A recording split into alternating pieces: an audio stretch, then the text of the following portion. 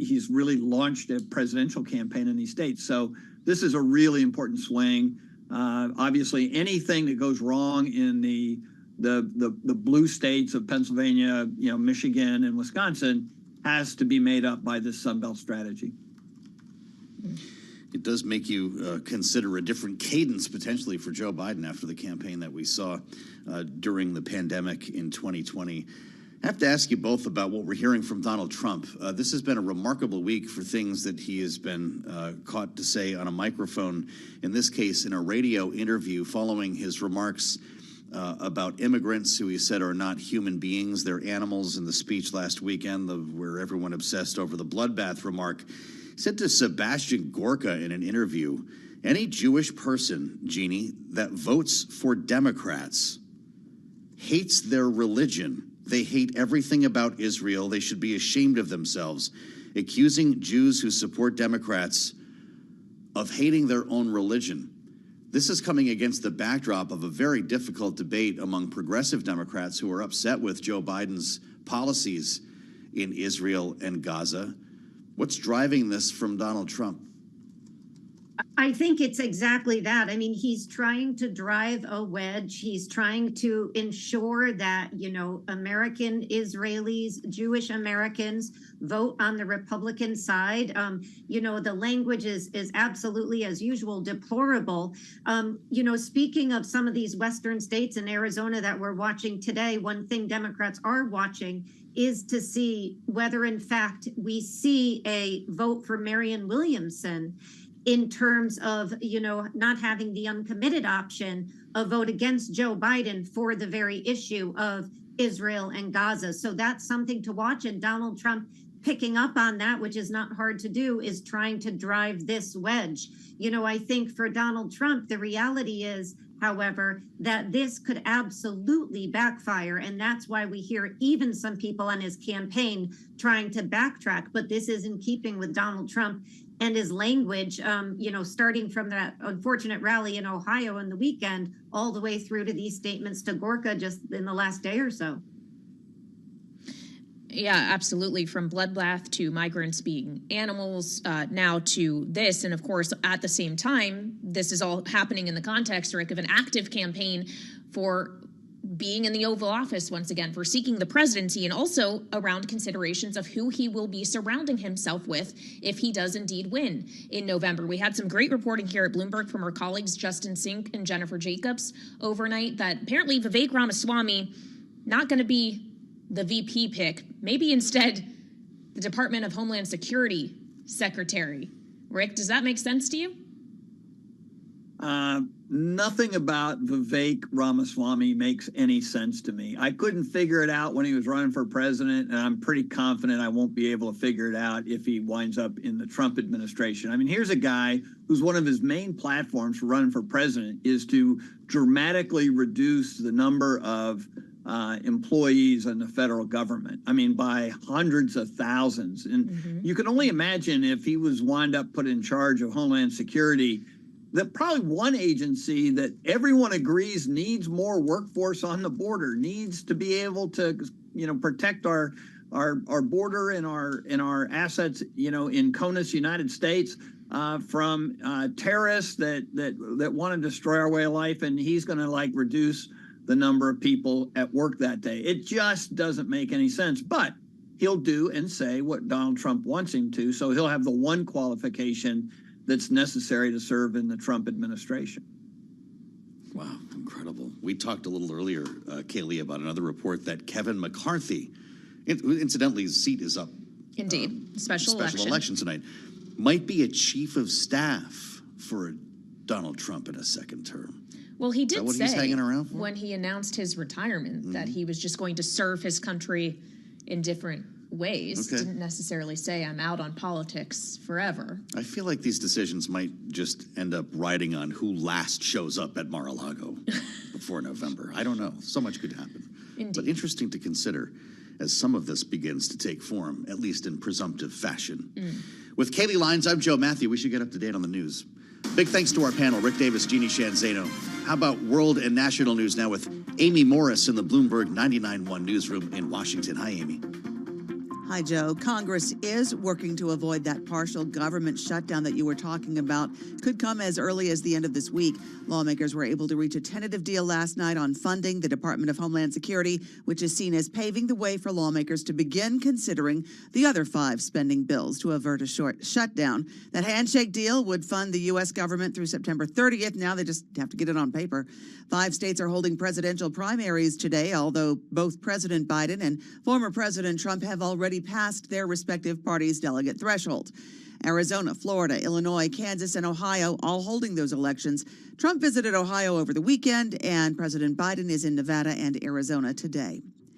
All the major indicators of climate change smashed historic records last year, some rising so steeply that the United Nations World Meteorological Organization warned that they were off the charts. The WMO report shows how millions of lives were upended by natural disasters made worse by climate change, and how countries everywhere struggling to manage billions of dollars in economic losses because of that.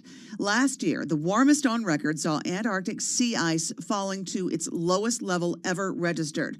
Glaciers also lost an unprecedented amount of ice, with marine heat waves whipping 90% of the planet's oceans, while floods, drought, and wildfires intensified on land.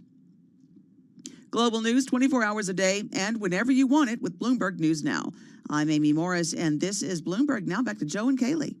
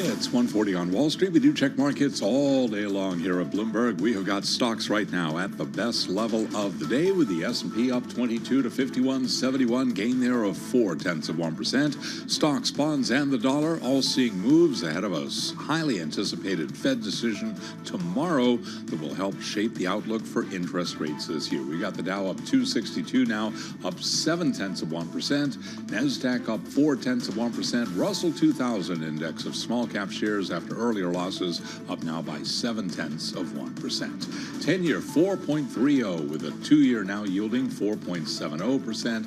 Gold down $4 the ounce to $21.56. A drop for gold of 0.2%. Crude oil, West Texas Intermediate at 83.77 a barrel, up right now by 1.3%. Heading in the other direction, Bitcoin down now by 3.6%. Bitcoin at 64,919.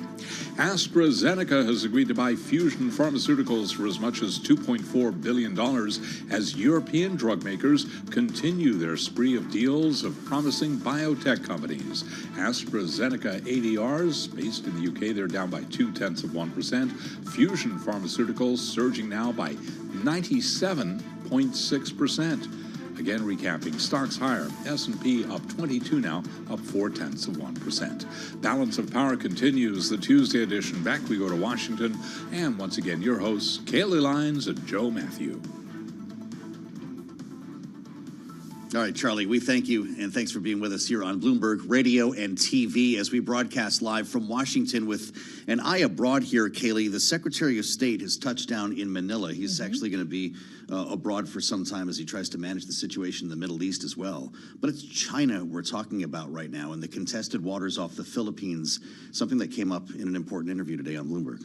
Absolutely, and it came up in remarks that the Secretary of State himself made, criticizing China's what he called provocative actions in the South China Sea, to which China, through a foreign ministry spokesperson, responded and said the U.S. is not party to the South China Sea issue, but clearly it is one that the administration is paying attention to. Absolutely. Nonetheless, and that is also something that our very own Haslinda Amen here at Bloomberg brought up with the president of the Philippines. Ferdinand Marcos Jr. sat down with her for an exclusive conversation just a few hours before he himself met with Secretary of Blinken, and she asked him about the threat he sees coming from China.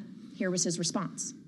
The threat has grown. And since the threat has grown, we must do more to defend our territory. And so maybe perhaps that's what people are seeing is that a more robust defense of our territorial rights as recognized by the international community through international law, through the UNCLOS. And we hew very close to that. We do not leave we have not instigated any kind of conflict. We have not instigated any kind of confrontation. The U.S. has weighed in. It constantly points to Article 5 of the Mutual Defense Agreement, which was signed in 1951. It now says that it now extends to all armed conflicts, armed attacks in any area of the South China Sea. In practice, what exactly does that mean?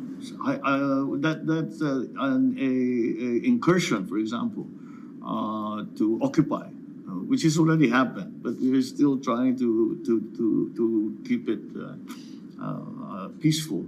But you see, we avoid, as I said, we think about peace in the national interest. It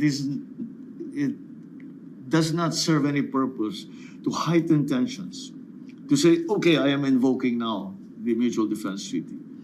And that I don't think anyone wants that, unless you've asked a very difficult question here. Unless the effects are such that it is a threat, it will become an existential threat to the country, then I think it's very easy to say that would trigger the Mutual Defense Treaty, the agreement between the United States and the Philippines. How confident are you about U.S. support? How far do you think the U.S. would go to support the Philippines? in the South China Sea? Well, thus far, we can say that the United States has been certainly very supportive in every way, and it has the United States has really shown that it takes very seriously these agreements that we have, and so, but it is dangerous for one to think in terms of when something goes wrong, we'll run to Big Brother. That's not the way we treat it at all. I say we do this for ourselves. We do this because we feel that we have to do it, and it's not at the behest or of the United States. Mr. President, just to follow up on that, how confident are you the U.S. is willing to go to war with China over a disputed reef in the South China Sea? Oh, God. How far is the U.S. prepared to go? What are your talks suggesting to you? Well, I really, we would to take that a step back from that question is that is precisely what we want to avoid. We want to do everything we possibly can, together with our partners and allies, to avoid that situation whatsoever. This is not the poking the bear, as it were. We are trying to do quite the opposite. We are trying to keep things at a manageable level, to continue the dialogues, whatever they are, at every level. And we have initiated many of those dialogues. We have dialogues at the sub-ministerial level, at the ministerial level, and at the executive level. And so I think that's what we have to continue, because there are many volatilities in the area, in the region. Ferdinand Marcos Jr., the president of the Philippines, speaking earlier today with Bloomberg inside the presidential palace, an exclusive conversation that you will not see or hear anywhere else. I'm Joe Matthew alongside Kaylee Lyons in Washington. And Kaylee talks about trying not to poke the bear. It's like we just heard another country's version of compete without conflict. Yeah, and all of it, of course, relates to a similar adversary, if you will, or threat in this region, which is China. And it's worth pointing out as we consider U.S. policy toward this area of the world, the Indo-Pacific as a whole, and we consider what the Biden administration has requested of Congress, what the Senate has already passed. When we think about supplemental funding, we have had a lot of conversations about the aid it would provide to allies Ukraine and Israel, but there's funding in there as well that addresses the Indo-Pacific, specifically Taiwan, but it doesn't seem that any of it has a clear path forward in the House at this time. It's rarely included in the conversation, even when that was passing the Senate. We were frequently reminding our guests that was in there, because it's a far cry from the money that would have gone to Ukraine. It's also far less controversial, so maybe that could have its own approach in a standalone funding mechanism or something. It's very hard to tell with this Congress, of course, something Megan Scully knows a little bit about. She runs our coverage here of Congress at the Bloomberg Bureau in Washington, and somehow has time to join us here at the desk. Good to see you, Megan. We had a big breakthrough last night, but we might shut down anyway. Is that basically how we're looking at this? Yeah, time is not their friend at this moment. There was what we call a handshake deal late last night, but all the big players were on board. The Speaker, Senate Majority Leader Chuck Schumer, and President Biden. So that bodes well to eventually getting this package done. This package of spending, it's about 73% of the federal government, and it includes the Department of Defense and the Department of Homeland Security, among other departments and agencies. But we're not going to see actual text of this deal until tonight or until tomorrow. So then the clock starts in the House, and then we go to the Senate, where, as we all know, procedural delays can persist for days. Sure. So we're looking at a deadline of midnight on Friday, and we're Tuesday, right? It's Tuesday? Tuesday afternoon. So that is crunch time, and it's really going to come down to the wire. We could be looking at a weekend shutdown. Well, it's worth keeping in mind that on the other end of this, once this is fully passed and sent on to the desk of President Biden, there's a 2-week recess awaiting lawmakers. And I wonder if that provides some incentive to actually try to hurry up and get this done in a way that wouldn't necessarily otherwise if it was just ordinary business as usual and you have another work week coming up. If they didn't have spring break waiting on the other end of this. Yes, I think that is a very motivating factor here. They want to get home, especially in an election year, and especially in an election year that is this tight. They want to shake hands and kiss babies and do all of the things you do when you're running for re-election. But in the Senate, it only takes one person to really gum up the works for several days. So that person could be Rand Paul, it could be Mike Lee. There are plenty of people in the Senate who have, raised their hand and to do this in the past. So it's really going to be a matter of what kind of arm twisting can happen over there, and whether or not House Republicans are going to force the Speaker to abide by the various time limits that they have set to review legislation. So it's just going to come down to the clock and how quick the Senate can move then. Obviously, we won't know until the weekend, it sounds like. Kayleigh started by referring to the emergency supplemental request for Ukraine, Taiwan, and Israel. Lindsey Graham has a new approach here. It's not so new, actually. Donald Trump has talked about this idea of a no-interest waivable loan to Kyiv. I'm not sure exactly how that would work, but the money that would go to our own defense industrial base would stay here in the U.S. The remaining $12 billion, as we understand, of the 60 would go to Ukraine in the form of a zero-interest loan. Is that palatable to Republicans in the House? There are Republicans in the House who have said never, no money for Ukraine, period. People like Marjorie Taylor Greene. But there are others who could be swayed by this. This is a very unusual construct. Washington has been doing emergency spending for decades now, and I've never seen anything quite like this. But if it somehow gets the ball across the finish line, I think that they would be amenable to it. House Republicans did discuss this at their retreat last week when they met in West Virginia. So it's very much a live topic of conversation. What about for Democrats, though? Many of them have been pleading actively, including the Democratic president of the United States, for aid to Ukraine to pass, maybe in whatever form it takes. They will be willing to accept that? Or do you think that there could be issue on the other side of the aisle, knowing that it's going to require Democrats to get this across the finish line in this House of Representatives? I think we are at a point now where we're at a crisis with Ukraine, and those lawmakers who support continuing to arm Ukraine are going to do so in any way, shape, or form that they can, if it doesn't mean giving up priorities elsewhere. So I think it is something that Democrats would be willing to discuss. Joe made the very valid point that most of this money is actually staying within the United States to revive the U.S. industrial base and to build ammunition that we've already given to Ukraine so we could refill our stockpiles here. So another, I guess, crazy idea, could we have an approach where just that money, that $43 billion, is approved to go to Raytheon, Lockheed, or wherever to start building the shells and the missiles that Ukraine needs? Those are all American jobs. Yes. That is not something that has quite yet been floated. I think the concern there is if they did that for Ukrainian supporters in the House, the concern is then Ukraine would never get that additional money that was flowing right to Kyiv. Yeah.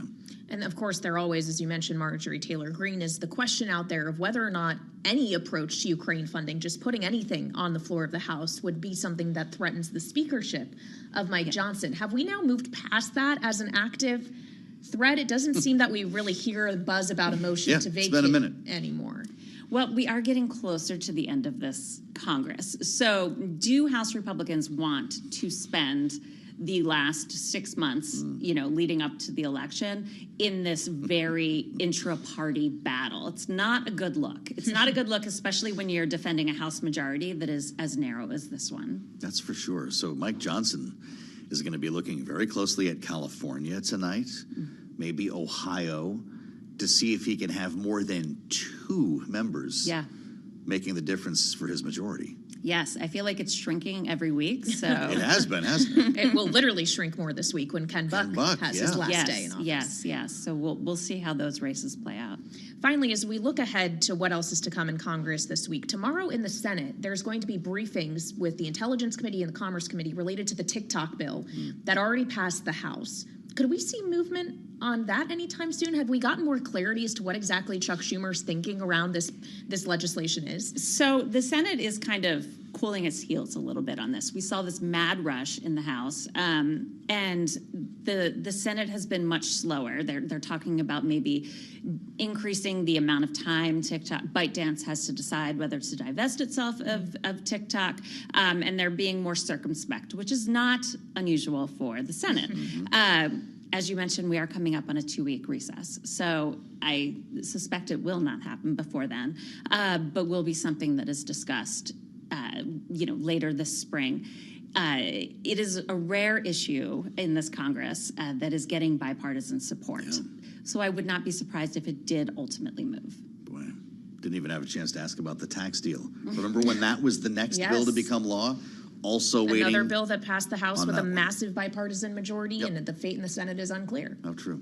All right, Megan Scully, thank you for covering all of those stories for us. She, of course, leads our congressional coverage here at Bloomberg and is probably going to have a busy couple days just trying to see if we can outrace the clock, which expires midnight Friday. If it just shuts down for the weekend, it's a tree that fell in the woods. It's like it never happened, right?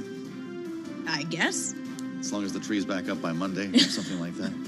That does it for us for now. I'll meet you back here 5 o'clock for the late edition of Balance of Power. All right, we'll see you then. This is Bloomberg.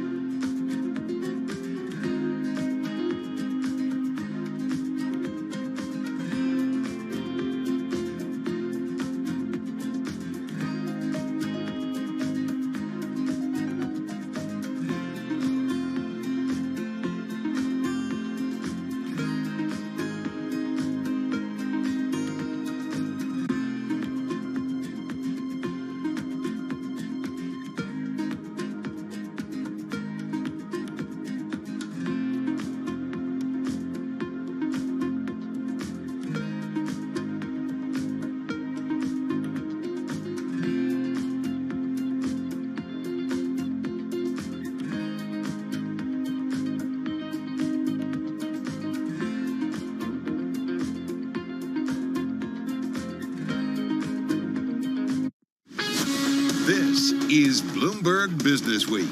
Insight from the reporters and editors who bring you America's most trusted business magazine, plus global business, finance, and tech news as it happens. Bloomberg Business Week with Carol Masser and Tim Stenivek on Bloomberg Radio. A very good afternoon, everybody. Welcome to Bloomberg Business Week, live on radio, TV, YouTube, Bloomberg Originals. Carol Masser along with Tim Stenivek on this Tuesday, March 19th, 2024. It's my daughter's birthday. I'm just going to put it out there. Can I say her name?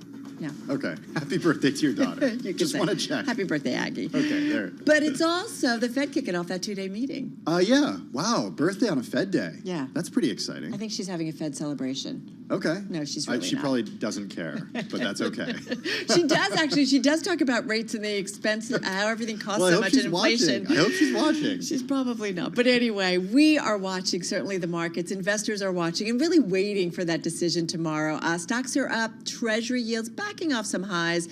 Investors awaiting not a rate move. It's all about that dot plot. Exactly. We know what's going to happen when it comes to rates. So what's going to be on that updated view that could shape interest rates for the rest of the year? So first stop for that, tomorrow's Fed decision. The second of the year, what we care about, of course, Carol, it's the summary of economic projections. It's the dot plot. Jay, just tell us what you're going to do for the rest of the year. Okay, 24 hours. Yeah, okay. so easy. You got 24 easy hours. peasy. This will be our top story. All right, plus it's super fast, has an important and historic name, and has a tough act to follow. All that you need to know about NVIDIA's Blackwell chip. You're going to need this for this weekend's cocktail party. Everybody's going to be talking about it. Also, amid all the U.S. lawmaker pressure to ban TikTok, our team reports that Congress should actually be thinking bigger. I love this story, and it plays on some conversations we've been having. And thanks, no thanks, how the ultra-wealthy are souring on Chicago's most elite neighborhood. We're going to get into one of the most read stories on the Bloomberg today. And one more thing, with all these colleges putting back their SAT requirements, it turns out there's a very lucrative business in tutoring those students who are going to be taking SATs. We're talking about hundreds of dollars an hour for those private sessions. All right, we're going to get into that. First up, though, let's get to the trade and check on your top business stories. Here is Charlie Pellet. Hi, thank you very much. Indeed, seen a major turnaround for the U.S. stock market. Was lower for much of the morning. Higher right now. NVIDIA, case in point. We've got NVIDIA shares up 1.2%. Part of a larger tech cohort right now. Dow Industrials up 230. A gain now of just about 0.6%. S&P up by 19. That is a gain right now of 0.4%. The NASDAQ Composite Index up 43, up by 0.3%. Traders are gearing up for tomorrow's Fed decision. They are sending stocks higher amid gains in a handful of tech mega caps. The NASDAQ 100 Index up by 0.1%. The Russell 2000, the outperformer here, up by 0.6%. 10-year right now, 4.29%, with a 2-year that's yielding 4.69%. We've got spot gold lower now by 0.2%, 21.56 the ounce on gold. West Texas Intermediate crude up 1%, 83.58 a barrel, and Bitcoin up 3.8%, down 3.8%. Bitcoin 64,763. AstraZeneca is buying Fusion Pharmaceuticals for as much as $2.4 billion as European drug makers continue their spree of deals of promising biotech companies. Fusion is a clinical stage biotech company. Right now, we've got Fusion shares. They are surging today. Fusion right now up by 98%. The guy said it right, up 98%. We've got shares of AstraZeneca ADRs down 0.2%. Again, recapping, stocks higher. S&P up 19, gain there of 0.4%. I'm Charlie Pelleton. That is a Bloomberg Business Flash. All right, gotcha, Charlie. Thank you so much. Well, we did also get some economic news this morning. New U.S. home construction bouncing back sharply last month from weather-related weakness at the start of the year. This is builders benefit from slightly more favorable mortgage rates and a dearth of existing houses for sale, Tim. Yeah, building permits, a proxy for future construction, they did rise to a rate that's the fastest since August. Both permits and starts figures for January were also revised higher. And yet for investors, the focus is all about tomorrow's FOMC meeting, which, of course, kicked off this morning. All right, everybody. With a preview, what to watch out for, back with us is Dr. Steve Skanke, Chief Economic Advisor over at Keel Point. He's a former U.S. Treasury and White House National Security Council staff member. And then right here in studio, we've got Bloomberg Economics U.S. economist Stuart Paul. Steve is in Palm Beach, Florida. Stuart, as I said, right here in studio. Stuart, I want to start with you. First up, remind us of what the data backdrop is that Fed Chair and the FOMC members will be reviewing today and tomorrow ahead of that decision. The thing that's going to be most pressing and that's going to be probably most front of mind for them is just the hot inflation prints that we've seen so far this year. That's, of course, number one. Other side of their mandate is focusing on employment, and again, we've seen hot non-farm payroll prints so far to start the year.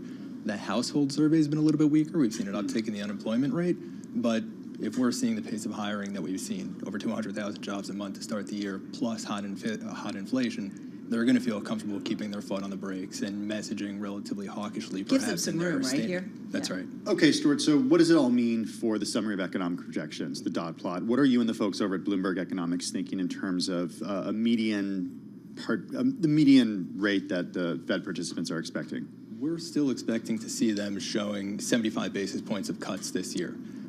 And that's really weighing the two things. We've had hot inflation, so in their summary of economic projections, we're going to expect to see an upward revision of their core inflation forecast for 2024, up to maybe 2.5% from 2.4%. Not huge, but taking into account the printed inflation that we've seen. And then we could also see an upward revision of their unemployment forecast, again, because we've seen the uptick already. And they're going to say 2% is never going to happen. No, I'm just kidding. I'm just kidding. All right, Steve, come on in on this conversation. What are you expecting from the Fed and why? Well, I think as Stuart says, they're not going to give any guidance one way or the other about what they're going to do with interest rates. Jerome Powell was probably most forthcoming when he did his semi-annual congressional testimony a couple of weeks ago, in which he said that, when they get the confidence and be added, and we are not far from it, it'll be appropriate to dial back the level of restrictions so that we don't drive the economy into recession. So I think the real pivot point is at what point do they have, what's the balance between believing that the economy is not close to tipping into recession and also that inflation is not ticking back up. When we look at the numbers, when we were on at the end of January, the core personal consumption expenditures inflation metric was annualizing at 1.9%, below their 2% target, and now after January, it was up to 2.4%, and just based on a construction of what it would be like based on what we've seen with the CPI and PPI data, it'll probably be 2.9% annualized over the last 6 months, and that doesn't give the Fed a justification to start cutting rates. Steve, do you agree with Stuart and the team at Bloomberg Economics that the median FOMC participant will still see 75 basis points in cuts this year? I do. That sort of has been where they've been. And when you hear what some of the Fed bank presidents have said, there's a growing concern about the specter of recession and not sticking the soft landing. I agree with Stuart that they are going to come in with median inflation at 2.4 or 2.5%.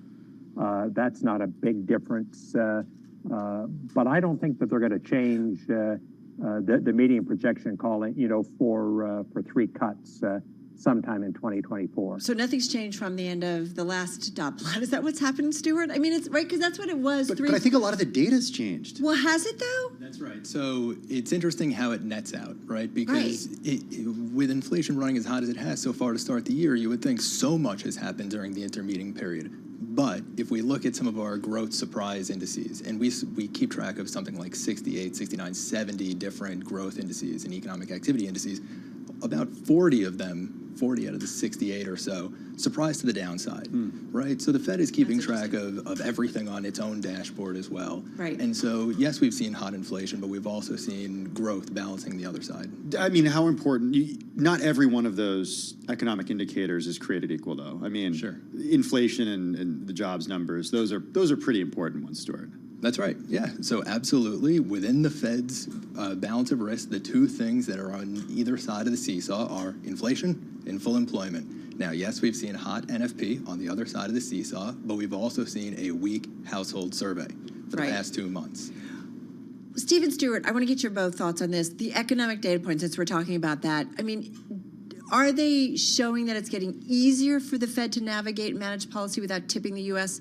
economy into recession, or is it getting trickier? And Stuart, let me start with you first. Like, is it the data points giving the Fed more runway to kind of manage things, making it easier for them in terms of not tipping not tipping the economy into recession, or is it getting harder?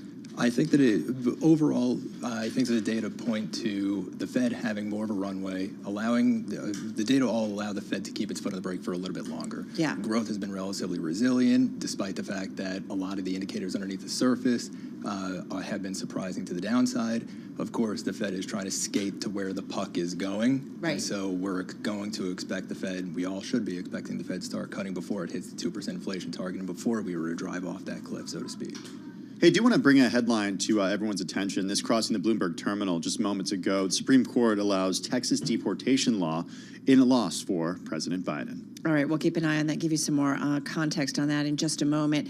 Having said that, actually, we're getting a little bit more context, so let's go through it. The U.S. Supreme Court letting Texas to start arresting and deporting people who enter the country illegally, refusing to block a new law that the Biden administration says will be an unprecedented intrusion on federal power to set immigration policy. Yeah, over 3 dissents, the justices rejected the administration's request to keep the Texas law on hold while a legal fight goes forward at a lower court. As is customary with emergency orders, the court as a whole gave no explanation. And I should point out the rebuff, definitely a blow to President Biden's administration on an issue that has defined, really up to this point, the 2024 presidential election campaign. Let's go to Steve. Steve, let me put that question to you that Stuart just talked about. Do you think the economic points show that it's getting easier for the Fed to navigate and manage policy without tipping the U.S. economy ultimately into recession, or is it getting trickier? Well, I believe it's getting trickier, and I believe that the Fed is becoming increasingly nervous about how sensitive things can be. You know, the thing about unemployment is while none of these data are linear, when the unemployment rate starts going up, it tends to continue to move in that direction for a period of time. And the Fed certainly doesn't want to see unemployment above 4%, and we're basically there now with the last data. As Stuart does point out, there is increasing weakness in the economy, although some of the metrics still look pretty good. The other thing is the inflation data have just been peculiar. Right. You know, when we look at the January PC inflation core, where owner equivalent rent was up way out of line with what new leases have been.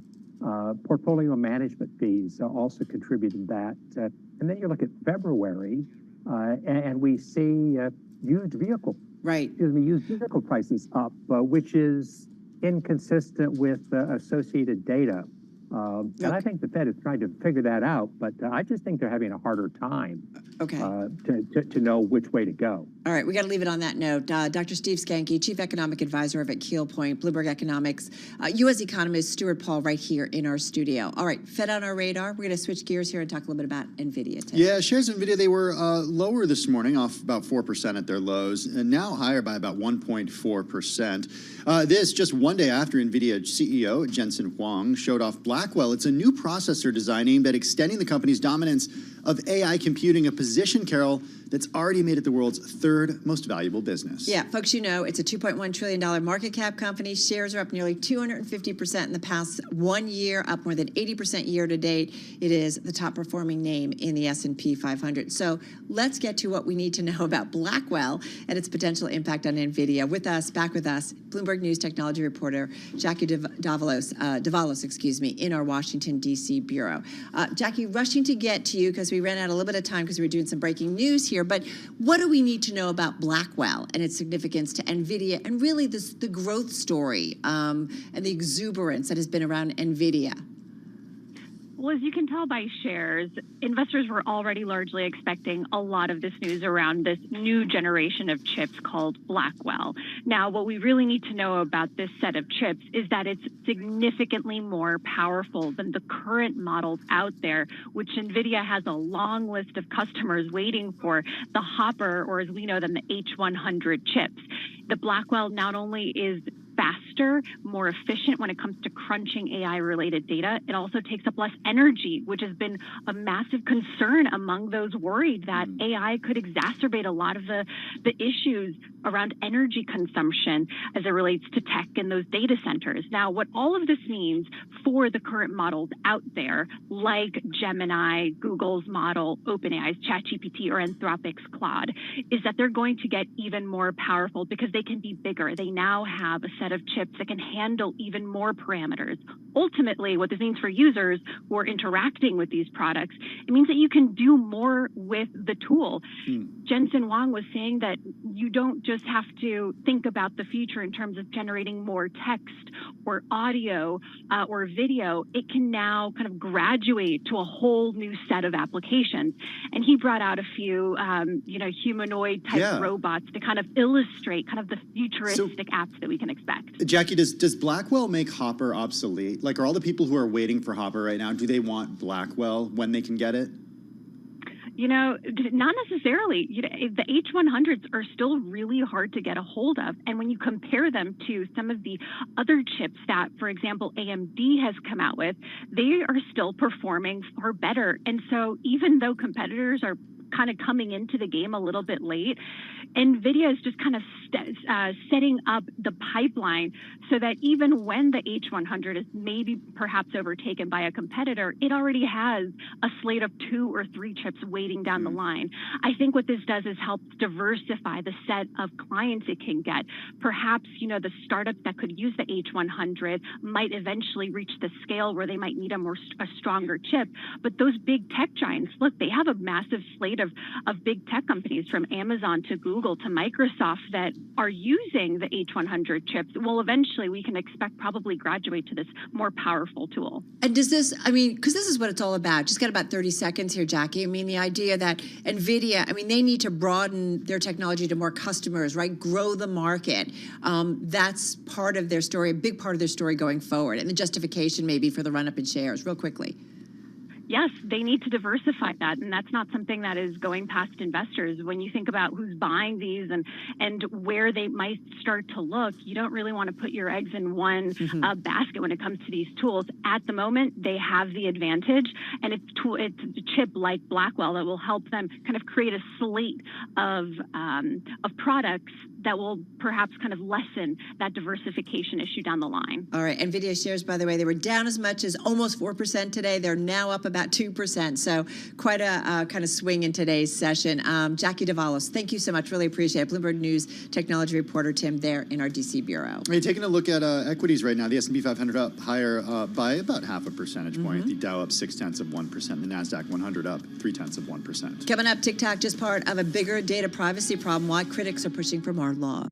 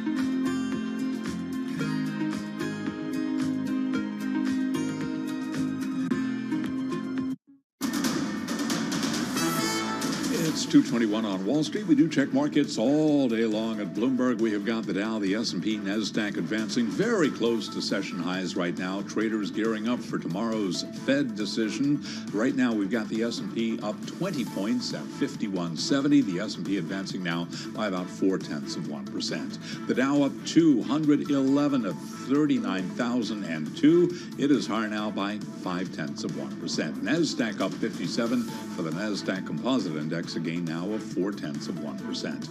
10-year at 4.30% with a 2-year 4.69%. Spot gold is lower by 0.2%, $21.56 the ounce. West Texas Intermediate crude up 0.9%, $83.42 for a barrel of WTI. Bitcoin now lower by 4% to 64,630 on Bitcoin. Some of the stories we're following: Boeing said to be exploring the sale of at least 2 of its defense businesses, a move that would bolster the beleaguered aircraft manufacturer's balance sheet as it fights through its biggest crisis in years. Boeing now up by 0.5%. And the founding family behind Nordstrom is seeking to take the U.S. department store operator private. This according to Reuters, citing sources. Shares of Nordstrom right now, they are advancing by 8.9%. Recapping stocks higher. S&P up 20, up 0.4%. I'm Charlie Pelleton. That is a Bloomberg Business Flash. Hey, thank you so much for that update, Charlie Pellet. Really do appreciate it. As a reminder, some breaking news that hit earlier this hour. The U.S. Supreme Court let Texas start arresting and deporting people who enter the country illegally, refusing to block a new law that the Biden administration says will be an unprecedented intrusion on federal power to set immigration policy. For more, visit Bloomberg.com or check out the latest on the Bloomberg terminal. All right, that's definitely gotten probably President Biden's attention today, and so is some stuff that's been going on in Congress really last week. Last week, the House of Representatives here in the United States passing a bipartisan bill that would effectively ban TikTok from the U.S. unless its Chinese parent company ByteDance divests the app.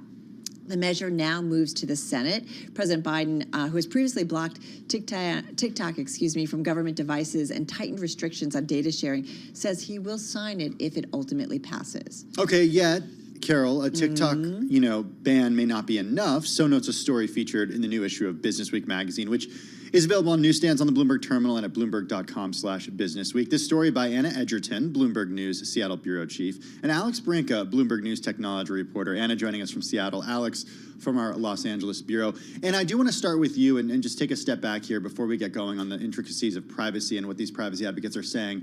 Just give us the latest on a potential TikTok ban or divestment. What is the most recent news? Yeah, so what we did with this story was we wanted to look at where the opposition is unified. The opposition to this bill is unified. So this bill passed overwhelmingly in the House. There's a lot of bipartisan support for it. But I think it was 62 members from both Republicans and Democrats voted against it. And almost all of them said the way to safeguard U.S. user data is not by banning one company or even forcing its parent company to sell. The way to protect U.S. user data is to pass a federal data privacy standard that applies to all companies. So, China can still have access to, that's my dog, can still have access to U.S. user data, buying it from data brokers. They got it from Facebook. So there are other ways for Chinese authorities to get this information that's not TikTok. And so just banning this one company is not going to solve the problem. And that's where we see, a lot of the opposition in the House and also some of that starting to bubble up in the Senate. And that's where this is really going to be important, is to see how senators line up either in support of this measure or wanting to take a different approach. And don't tell me, Anna, but your dog is a TikTok star. But we'll maybe talk about that later. Has the potential. Has the potential. Don't we all? Alex, come on in on this. You understand the tech community. You're out there on the West Coast, but you've been reporting on the sector for a long time.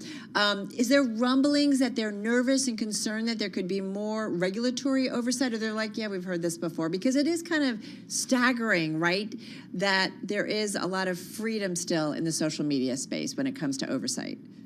We have certainly heard concerns about data privacy before. We have certainly seen transgressions by the likes of Meta when it was called Facebook, by other companies. The CEOs have been trotted down to DC to have these conversations. What we haven't seen is any kind of legislation that overarches the entire industry in the same way that this TikTok bill does for the ByteDance-owned social media app. Now, look, a lot of the executives from TikTok's rivals have largely said, we would love to see federal privacy regulation because currently there's a patchwork of laws in different states, so give us the rules and we'll follow them. That being said, Carol, we've also seen them fight every bill and legislation in different legal venues that wouldn't necessarily be an easy path. So while we did have reporting of Meta in the past kind of lobbying against TikTok in past years, we haven't heard a lot of that just yet. That doesn't mean it's not happening, but certainly the companies like Meta or Alphabet's YouTube would stand to benefit if TikTok were to disappear because of this legislation. So Anna, come on However, back. if I could jump in go ahead, there, please. Yeah, please. Alex is absolutely right, but I think there is also concern from these companies that what the U.S. does in forcing ByteDance to sell TikTok could set a really bad precedent for the operations of Meta abroad. So I think while they would not mind TikTok or disappearing, there is a lot of concern about the government forcing that to happen. Well, I want to, Anna, for you to, for a moment, talk a little bit about what these privacy advocates would actually like to see here. Because, yes, these companies say they, quote unquote, want regulation. But we've seen, as Alex mentioned, what they've done in the past when the bills are up. What do these companies, or what do these critics say the regulation should exist for these companies? Like, what would that look like? So the best example to look at is a bill that was passed by the House Energy and Commerce Committee last year. It was, I think, the ADPPA, the American Data Privacy Protection Act. And that has kind of the agreed upon tenets of data privacy. Now, a lot of these are similar to the GDPR in Europe. They're similar to the standards that some of the states have set. But the most important thing for tech companies is that it preempts all of the state standards. So that way they would have one standard that they would have to comply with in the US. There's also a question about how it would be enforced, whether it'd be up to the Attorney General or whether there would be a private right of action where individuals could sue these tech companies. But the most important elements are having the option to delete your data, having the option to withdraw consent for it being collected, knowing to whom it's being sold. So a lot of this is about giving users in the US more control over what happens to their data in just the normal kind of interactions of existing online, as so much of our life is these days. This is where we've got to jump in. And I'm curious, because we are certainly hearing the drumbeat for that, for individuals like you, me, Tim, for us to have more control on our data. Having said that, I'm looking at this 1965 U.S. Supreme Court case that unanimously struck down rules for the U.S. Post Office to restrict the spread of communist propaganda from the Chinese Communist Party. So, I mean, I know there's national security concerns about TikTok, but there's also concerns about all of our data and how it's being used. Alex, if that didn't happen, what hope is there for lawmakers to come together and say, it's time to really rein in these social media companies? We've already seen the implications politically and on individuals, the negative implications. That's not critics saying it, it's just a reality. So how likely is it that something really comes down hard regulatory on the social media universe? What I'm hearing from experts, particularly in the privacy space, is they are looking at this moment and saying, look, there's a lot of energy. People are really energized behind the idea of reining in TikTok. Maybe we can expand the scope. As to whether or not that would happen, look, this TikTok bill has kind of gone the furthest than any of these bills have ever gone in getting and passing a vote in one of the chambers. So in terms of actual, federal privacy regulation, this moment seems to be one. That is why we see the opposition to this bill potentially circling around this idea, because there's a lot of energy here. But I was in the room for hearings about child safety and child data privacy. I was in the room for hearings with TikTok CEO where they were talking about kind of broader data privacy issues. And we've also had some legislation that's been introduced around data brokers, those third parties who vacuum up information on the internet and sell it for a price to kind of whoever whoever would want it, foreign adversary or otherwise. So we've heard about this. The social media era is almost, a decade old? Yeah. And this is kind of the furthest legislation we've seen. So I'd be hard-pressed to put a percentage on it yet, Carol. Yeah. But we'll certainly be keeping an ear to the Senate to see what happens. Well, you both have great perspectives on this. You both are now on the West Coast, but Anna used to be certainly covering D.C. and understood politics in a big way. I mean, I do wonder, as we all watched TikTok last week, how much of it was politics versus real kind of needs and want to change policy. So politics versus policy. How do you kind of game it out, Anna? Yeah, there's a lot of that going on. I mean, when this first it appeared to come out of nowhere, Alex and I were following this really closely last year, and then it kind of got overtaken by AI. And it was really hard to find someone on the Hill who wanted to talk about TikTok, summer of last year. When this came back up, my first thought was, well, House Republicans want to make this awkward for Biden because he just started a TikTok account for his campaign. And I think that is part of it. And, trying to create this hypocrisy for Biden is saying it's a national security threat, but I'm going to use it to reach young voters.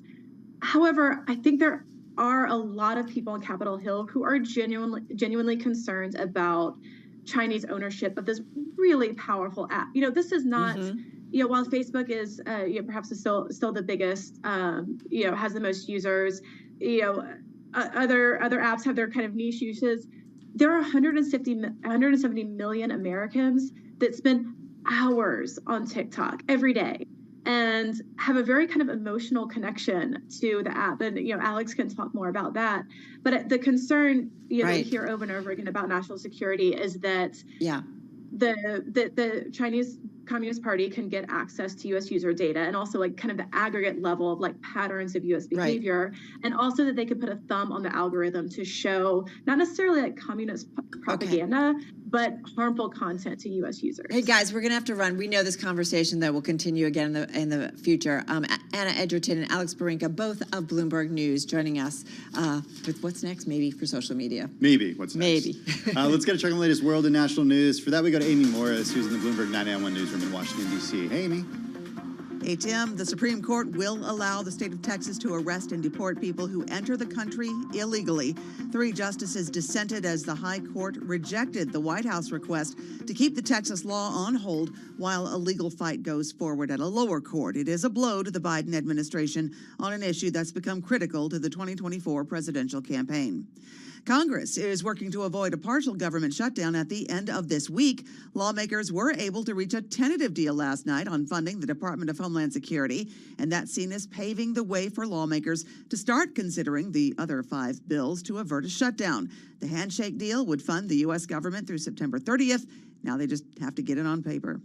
The UN's human rights chief said today Israel's restrictions on humanitarian aid for Gaza may amount to a starvation tactic that could be a war crime. In the Philippines, Secretary of State Antony Blinken. If you look at some of the assessments that we're seeing now, they only underscore the urgency of making sure that this assistance is a priority and that it's sustained. The UN estimates 100% of Gaza's population is at threat of starvation. Blinken says it's the first time an entire population has been classified that way. Global news 24 hours a day and whenever you want it with Bloomberg News Now. I'm Amy Morris, and this is Bloomberg.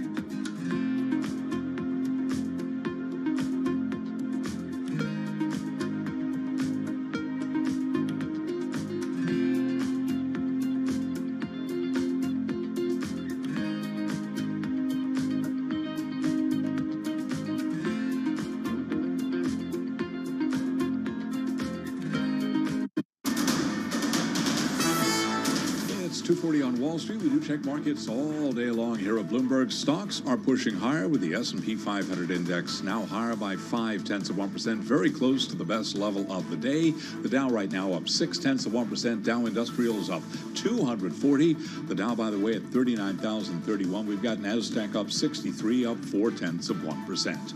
10-year yield at 4.29% with a 2-year 4.68%. Spot gold lower by 0.1%, $21.57 the ounce. West Texas Intermediate crude oil up 1%, $83.55 right now for WTI. Bitcoin is slumping 3.8%, 64,782 on Bitcoin.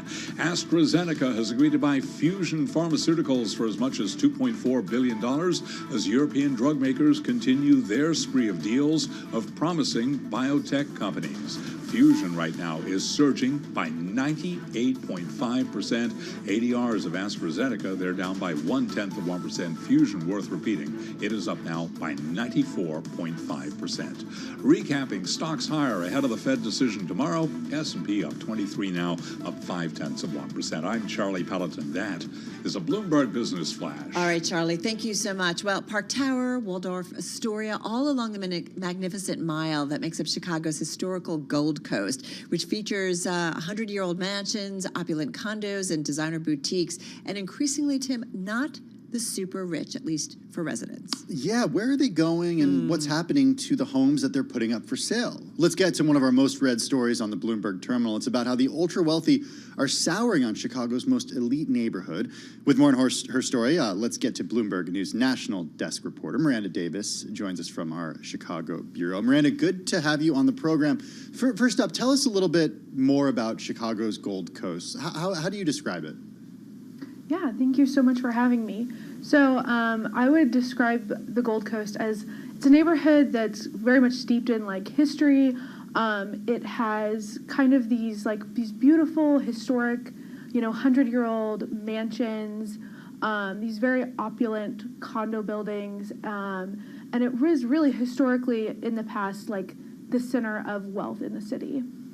All right, and we've all talked a lot, as you probably know, and I'm sure has been on your radar, when Ken Griffin said of Citadel that he was leaving Chicago after a long time, we knew things were changing, and he, of course, headed down south to Florida specifically.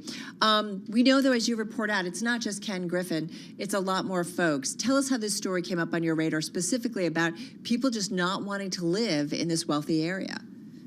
Yeah, I mean, it's kind of a fascinating micro market story because it's, when people from other cities look at Chicago, they're like, there's these beautiful homes, and they're kind of sitting on the market often for a longer time on average than $1 million homes in other parts of the city.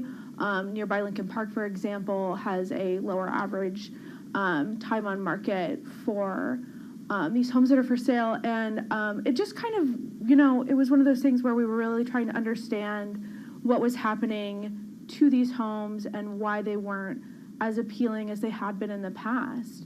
And I think, part of it is the story of, wealth leaving and wealth looking in different parts of the city. I mean, obviously Ken's a great example, but it's not just him. It's not just him, and it's not just a story about real estate and high-end real estate. It's also a story about the economy. And when transactions at this level or at any level happen, tax revenue goes to the city and to the state, Miranda. So talk a little bit about what Governor Pritzker is doing. This so-called mansion tax, which I think a lot of New Yorkers are familiar with, is now coming to Chicago, and what that does to properties at a certain end of the sales spectrum.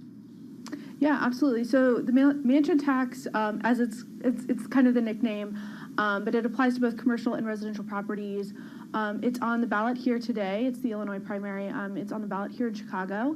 And what basically the proposal is, and it was a proposal by Mayor Brandon Johnson, that would raise the transfer tax on homes and commercial properties over $1 million, and it's a graduated tax, so between $1 million and 1.5 is a certain rate, and then 1.5 and up is another higher rate, and then it would lower the transfer taxes for properties below $1 million. And obviously, this has been a concern for the real estate industry in other cities. Los Angeles enacted one, I believe, last year. And the reviews have been mixed on whether or not that has been successful. So I think that a lot of people in Chicago are watching and waiting to see what happens tonight when the polls close, and to see if the measure passes. What's expected at this point? Well, I think that is the million-dollar question. This is going to be a real test of whether or not Mayor Brandon Johnson is able to enact some of the progressive policies that he ran on. This was a proposal, it's called Bring Chicago Home. The tax revenue, I should note, is going to be allocated toward programming for the city's homeless population. So this is a very important cause to him, and it's going to be a big test tonight to see whether or not he can get this across the finish line. Can you talk a little bit about just how things have changed in Chicago over the last few years, and to what extent you can look at the data about crime pushing some of these residents further away from the city? Yeah, I mean, that's a great question. Is the data there to back up what some of these folks say? That is another million-dollar question. I think, understanding, crime in the loop is also a question of perception of crime. So anytime that there is significant crime in the loop, it definitely attracts more attention than crime in other parts of the city. It's not entirely clear to me if we have the data to back that up yet, but I think it's something that, as a perception, a lot of, CEOs and a lot of businesses are concerned about.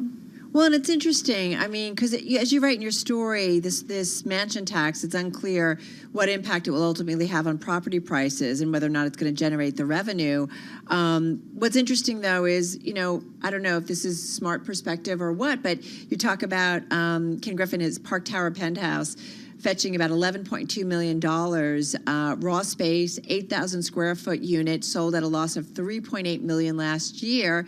He had a 5-bedroom condo on the 37th floor of the Waldorf Astoria. This sold in, I guess, 2022, traded at a loss of $3.1 million. So it's interesting to see either, I don't know, were the price expectations too high? And so the, price that it ultimately sold off, is that reflective of the area and the lack of demand, or just overvalued prices? I don't know. Are there still buyers that are coming into that area? I think there are still buyers. I think that, it's a pretty complex market now here in Chicago. And just understanding that, we don't have a lot of Ken Griffins. There are places, Miami, I think obviously is a great example, but New York, where you have, a very sizable, high-end millionaire or billionaire class, and that's just not the case here. And so, it takes a certain kind of buyer for a property like that. But I also think, just understanding that there's also plenty of competition. The St. Regis here in Chicago, it was home to, a $20 million sale. So there's still those buyers out there, but they're also looking at other types of products, things like, new construction, ultra-luxury, high-end towers, that type of thing as well. Miranda Davis, our Bloomberg News national desk reporter, joining us from our Chicago bureau, one of the most read stories on the Bloomberg terminal today. Miranda, thank you so much for joining us. Carol, I do want to point out, losing a couple $1 million on a condo, not great for anyone. No. According to the Bloomberg Billionaires Index, Ken Griffin has a net worth of $37.2 billion. So Are you saying he could afford it? I don't know. I'm saying one could argue that he could afford it. I don't know to what extent he'd be upset about that type of loss on a transaction like that. That's why, a little perspective. There's another in the story. In January, the co-founder of Chicago Trading sold his 9,000 square foot, 6-bedroom penthouse, 68 East Goth Street, I hope it is, for $9.3 million. The priciest residential deal in Chicago this year. It was down, though, from his asking price of $13.9 million. So a little bit of a haircut, but nonetheless, some major deals are still being done. Wow. Okay. Perspective. Yeah, that's a little perspective. How about some perspective on the markets? The S&P 500 higher by 0.5 percentage point right now. The Dow Jones Industrial Average higher by 0.7%. I have some perspective for you. Parents rushing to hire $500 an hour tutors. You know what it's all about? The SAT, the dreaded 3 letters. They're back, everybody. That story's next.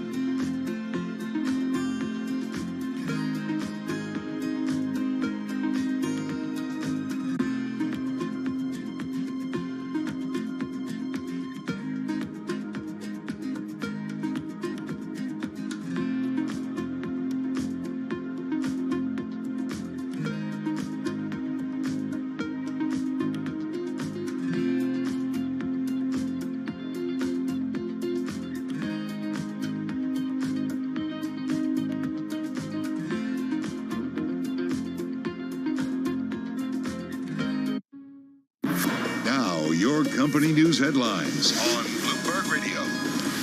It's 2:53 on Wall Street. We do check markets all day long here at Bloomberg. Texas is divesting $8.5 billion from BlackRock due to the investment company's fossil fuel policies. That according to a statement from the chairman of the State Board of Education. Aaron Kinsey, the Republican chairman of the board, said the $53 billion Texas Permanent School Fund has delivered an official notice to BlackRock, quote, terminating its financial management of about $8.5 billion in Texas assets. Shares of BlackRock, they're up now by just about 0.2%. George Lucas, the legendary Hollywood filmmaker, think Star Wars and Indiana Jones, says he will support Disney CEO Bob Iger in a bitter proxy battle with activist investors. In a statement, Lucas, who became a significant shareholder years ago when he sold his production company to Disney, said he has full faith and confidence in the power of Disney and, quote, Bob's track record of driving long-term value. Shares of the Walt Disney Company, they're up today, up by 0.9%. Boeing is exploring the sale of at least two of its defense businesses, a move that would bolster the beleaguered aircraft manufacturer's balance sheet as it fights through its biggest crisis in years. Sources say financial advisors have contacted potential buyers on Boeing's behalf to gauge interest in several smaller units. Boeing shares, they're up now by about 0.6%. Alphabet's Google has announced a slew of initiatives to deploy its artificial intelligence models in the healthcare industry, including a tool that will help Fitbit users glean insights from their wearable devices and a partnership to improve screenings for cancer and disease in India. And those are our top company stories at this hour, and this is Bloomberg. You're listening to Bloomberg Business Week with Carol Messer and Tim Stenivek on Bloomberg Radio and Television. It's Bloomberg Business Week. That's Carol Masser. I'm Tim Stenivek. Let's get a check of the latest world and national news. For that, we go to Amy Morris in the Bloomberg 99.1 newsroom. Hey, Amy. Hi, Tim. The Supreme Court will allow the state of Texas to arrest and deport people who enter the country illegally. 3 justices dissented as the high court rejected the White House request to keep the Texas law on hold while a legal fight goes forward at a lower court. And it is a blow to the Biden administration on an issue that's become critical to the 2024 presidential campaign. Congress now working to avoid a partial government shutdown by the end of this week. Lawmakers were able to reach a tentative deal last night on funding the Department of Homeland Security, which is seen as paving the way for lawmakers to start considering the remaining 5 bills to avert a short shutdown. The handshake deal would fund the U.S. government through September 30th. Now they just have to get it on paper. Primary elections are going on in Arizona, Illinois, Kansas, Florida, and Ohio today. Brown University political scientist Wendy Schiller says she's watching for donor funds to flow down ballot to House and Senate candidates. That's what I'm watching right now as we move forward and primaries are happening. Candidates are identified today in Ohio, for example. Will that money shift towards the Republicans at the House and Senate level? And that's another reason I think the Republicans are, quote unquote, behaving on not shutting the government down and showing that they can be stable and govern, because I think it's going to mean more money for them. Brown University's Wendy Schiller was on Bloomberg Daybreak. Global news 24 hours a day and whenever you want it with Bloomberg News Now. I'm Amy Morris, and this is Bloomberg. Carol and Tim. All right, Amy Morris, thank you so much. Carol Masser, Tim Stenivek, live here on Bloomberg Business Week, radio, TV, YouTube, and Bloomberg Originals. And if I look at my Bloomberg, this, Tim, is one of the most read stories on the Bloomberg terminal. How can it not be? I know. It's, Okay, it's amazing the things that actually pop up. Like, we've got a Fed meeting tomorrow, and yeah, this is all A important. lot of people are reading that story, too. And it makes me wonder that folks who are probably reading the Bloomberg are like, yeah, I know, I'm on it. I'm like spending this kind of money. Well, think about it. It's a story about the way that college admissions has changed, because it's changed a lot just in recent years. Remember during the pandemic when a lot of schools did away with the SAT? Well, we talked a lot about this in the past. Because the kids couldn't take the SATs. They couldn't take the SAT. It turns out that the schools like the SAT because it does a good job of differentiating between kids, and to some it's a good predictor. It's a good predictor of success in college.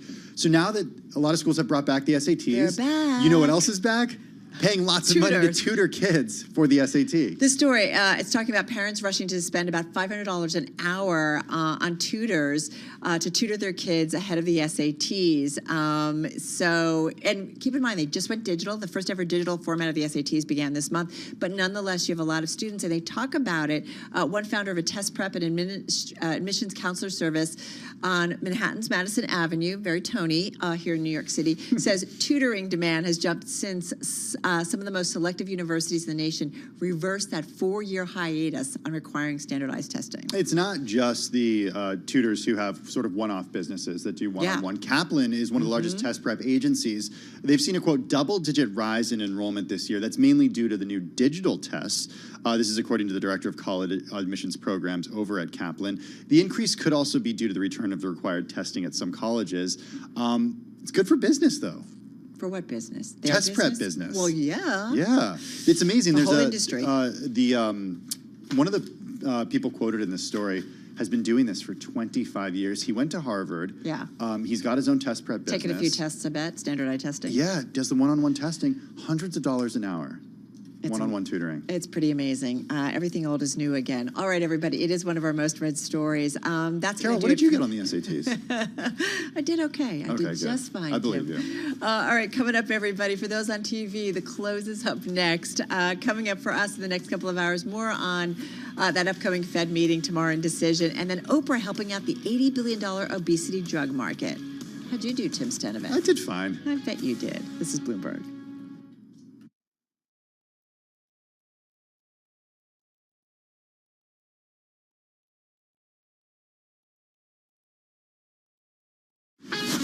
This is Bloomberg Business Week. Insight from the reporters and editors who bring you America's most trusted business magazine. Plus, global business, finance, and tech news as it happens. Bloomberg Business Week with Carol Masser and Tim Stenevec on Bloomberg Radio. All right, everybody. A very good afternoon once again. Carol Masser and Tim Stenevec live here on Bloomberg Business Week. We're just about an hour away from the closing bell. We've got equities hovering near their best levels of the session. This, of course, one day ahead of that Fed decision. Of course, by now, 24 hours from now, we will know what the Fed thinks about the economy going forward and maybe that dot plot in terms of, not maybe, we will get a new dot plot. Definitely. We'll know what they're thinking when it comes to rates If we don't get it tomorrow, there's an issue. That would be that would be news. A game changer. Hey, we got a great roundtable coming up. Vince Signorella and Abigail Doolittle joining us on the markets. Also, you mentioned this moments ago, Carol, a powerful new ally in the $80 billion obesity shot market. None other than Oprah. That's special on ABC last night. Did you see that? Exactly. I heard a little bit of it. Yeah, I heard about it. I didn't see it. Yeah, so we're going to talk about that really interesting story. We're also going to talk about the road to electrification. Lies maybe in the charging hubs. We'll see what EV Realty's CEO Patrick Sullivan has on that front, giving us an update on some of the work that they're doing specifically. Okay. On the topic of energy, we're also going to hear from Carlyle Group's Chief Strategy Officer of Energy Pathways. That coming up a little later in the program. And sorry, little guy, you are being left out again thanks to vulture capitalism. What you need to know about corporate crimes, backdoor bailouts, and the death of freedom. We're going to catch up with Grace Blakely. She's the author of a new book exactly on that topic. All that and more over the next 2 hours. First up, though, a check on the day's trade and top business stories. Here's Charlie Pellet. Hi, thank you very much. And here's what's going on. We move into the final hour of trading. Stocks higher. Tech's the outperformer. We have got a handful of tech stocks pushing markets higher. NASDAQ up 0.4%. NASDAQ 100 index up 0.2%. S&P right now up 21 to 51.70 for the S&P. That is a gain of 0.4%. Dow Jones Industrial Average up 241, up 0.6%. 10-year 4.29%. The 2-year 4.68%. Traders gearing up for tomorrow's Fed decision, and of course we will have complete coverage. 2 o'clock Wall Street time is when the Fed decision comes down. Our coverage begins a little bit before that. We've got the news conference with Fed Chair Jay Powell, 2:30 p.m. Wall Street time, and of instant reaction and analysis to that. Right now, we've got spot gold down 0.2%. Gold 21.56 the ounce. West Texas Intermediate crude up 1%.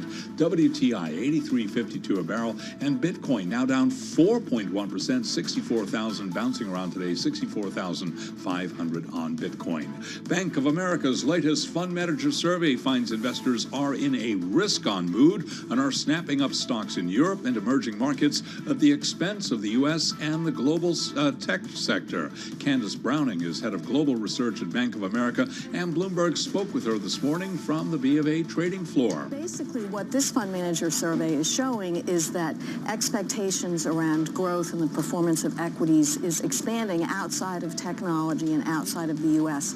and into the rest of the world. And that's why this fund manager survey is different than the prior months. Briefly, PepsiCo has reached an agreement to become the exclusive provider of beverages at all Subway sandwich shops in the U.S., replacing rival Coca-Cola as the drink supplier to one of the nation's largest chains. Coca-Cola shares up less than 0.1%, PepsiCo up by 0.1%. Recapping stocks higher, S&P up 20 now, up 0.4%. I'm Charlie Pellet, and that is a Bloomberg Business Flash. All right, we talk a lot about the world being all in on artificial intelligence. The New York Times reporting that Saudi Arabia plans a $40 billion push, meaning a $40 billion fund to invest into artificial intelligence. So it's creating this fund. They're looking to back tech startups tied specifically to artificial intelligence. So we're talking about chip makers, expansive data centers, and looking to do this investment push into AI, looking for it to take off in the second half of 2024. Again, this is coming from the New York Times, but again, we talked a lot about AI last year, and the continuation continues in this year. Well, here's an interesting nugget from that Times report. Representatives, according to the Times, of Saudi Arabia's Public Investment Fund have reached out to a potential partnership with Andreessen Horowitz, which, of course, is a top VC firm in Silicon Valley. We'll bring you more updates if we do get them from this story. But once again, Saudi Arabia planning to create $40 billion fund to invest in AI. Taking a look at markets, you heard Charlie Pellet give an update. Close to best levels of the day for the S&P 500, up 0.4%. This on the day where the Fed kicks off its two-day policy meeting. Stocks earlier in the day saw small moves. We actually saw stocks lower at the beginning of the day. That Fed decision tomorrow, Carol, it's not the decision that's important. What is important is the summary of economic projections, which will help give an outlook for interest rate cuts this year. All right, so let's get into it. We want to get a market perspective on all of this. With us is Bloomberg News Chief Markets Correspondent Abigail Doolittle here in studio, and Bloomberg News Global Macro Strategist Vince Signorella joining us from White Plains. Guys, so glad to have you. In the last hour, we talked kind of big macro Fed talk and dot plots, but I am curious, Abigail, as you get ready for this decision, how you are looking at it from a market perspective. Well, from a market perspective today, it is an interesting turnaround because earlier we did have pretty solid declines for the indexes, and this really has less to do with the Fed. I believe it has everything to do with NVIDIA. NVIDIA had been down more than 2%, and now the stock is higher. So I think that that's the main reason that we've seen this turnaround. And interestingly, since we are on Apple Watch, Apple up 1.4%, Microsoft, Amazon. So earlier today, you had these heavyweight tech stocks lower in sympathy, I believe, with NVIDIA. And then when they were down, I think you also probably had a little bit of the pressure in terms of the Fed meeting tomorrow that if it's not clear that they're going to be pumping liquidity back into the system in June or July via a cut, I think that that was another pressure. But now with stocks higher, you know, I think that the question we've been talking about this week and last week is, I think investors, all they want to know about 2024 is it the year of the cut? Because after the, let's call it sticky inflation data that we've had recently and some of the big strategists coming out saying that there may not be any cuts this year, and then you think about the fact that swaps themselves now pricing in a lesser of a chance of June goes to July. When you think about pushing it away. Yeah, so when you think about it, there's July, then September, and then I think it's November. November's out because of the election. September might be out because of the election and politics, so that would leave December. So technically, it may actually be difficult to even get 3 in because of the election. So if that's true, bonds seem to be accepting this to some degree. You know, they're up 30, 40 basis points over the last month or so, but stocks, not so much. Well, and unless they go more aggressive, like could they, dare they go up half a point? Oh, that's interesting. Cut half a point. Or cut a quarter. I knew that would send a very different message. I think the economy would really have to be on fire for them to do that. Otherwise, they might be seen as a little reckless. Okay, Vince Signorella, come on in here because you talk to traders all day long. Abigail was asking the question, is this the year of the cut? Let's pose that question to you. Is this the year of the cut? I would actually argue there's possibly no cuts this year. I think if inflation stays the way it is and ticks up a little bit more, and the economy stays hot as it's been running, and the job market stays strong as it's been going, I can go back to the 70s And I can't remember a Federal Reserve cutting interest rates when an economy's running well, job market's doing well, inflation is stable to even potentially ticking higher. There's absolutely no reason for them to cut. I think they missed the runway. They missed the opportunity 12 to 18 months ago as inflation was coming down. They should have cut then in sympathy with the markets. Now they've backed themselves up against the wall. Another possible credibility issue, if they cut now and inflation ticks up or not now, but rather in July as markets are pricing and inflation begins to tick higher, they're done. And inflation ticks higher Vince, between now and July, they're done. Why could they have cut back then and not now? Well, because you saw a trend lower in inflation. Now we're not. Now we're seeing inflation stop and inflation potentially even ticking higher. As inflation was trending lower, they could have jumped on the bandwagon with consumer expectations, which were also seeing inflation come down, and just brought everything down with them. And inflation is as much psychological as it is factual. If people think inflation is going to come lower, inflation inevitably does come down. But might that not have fueled momentum? I just think about, might that not have refueled the momentum, in terms of sentiment and maybe encourage people, whether it's the housing market or other areas, to kind of gone out and kind of again pushed up inflation at that point? I don't think when you saw a spread of between 5.5% in Fed funds and 3.5% inflation, 25 basis points was going to cause any problems.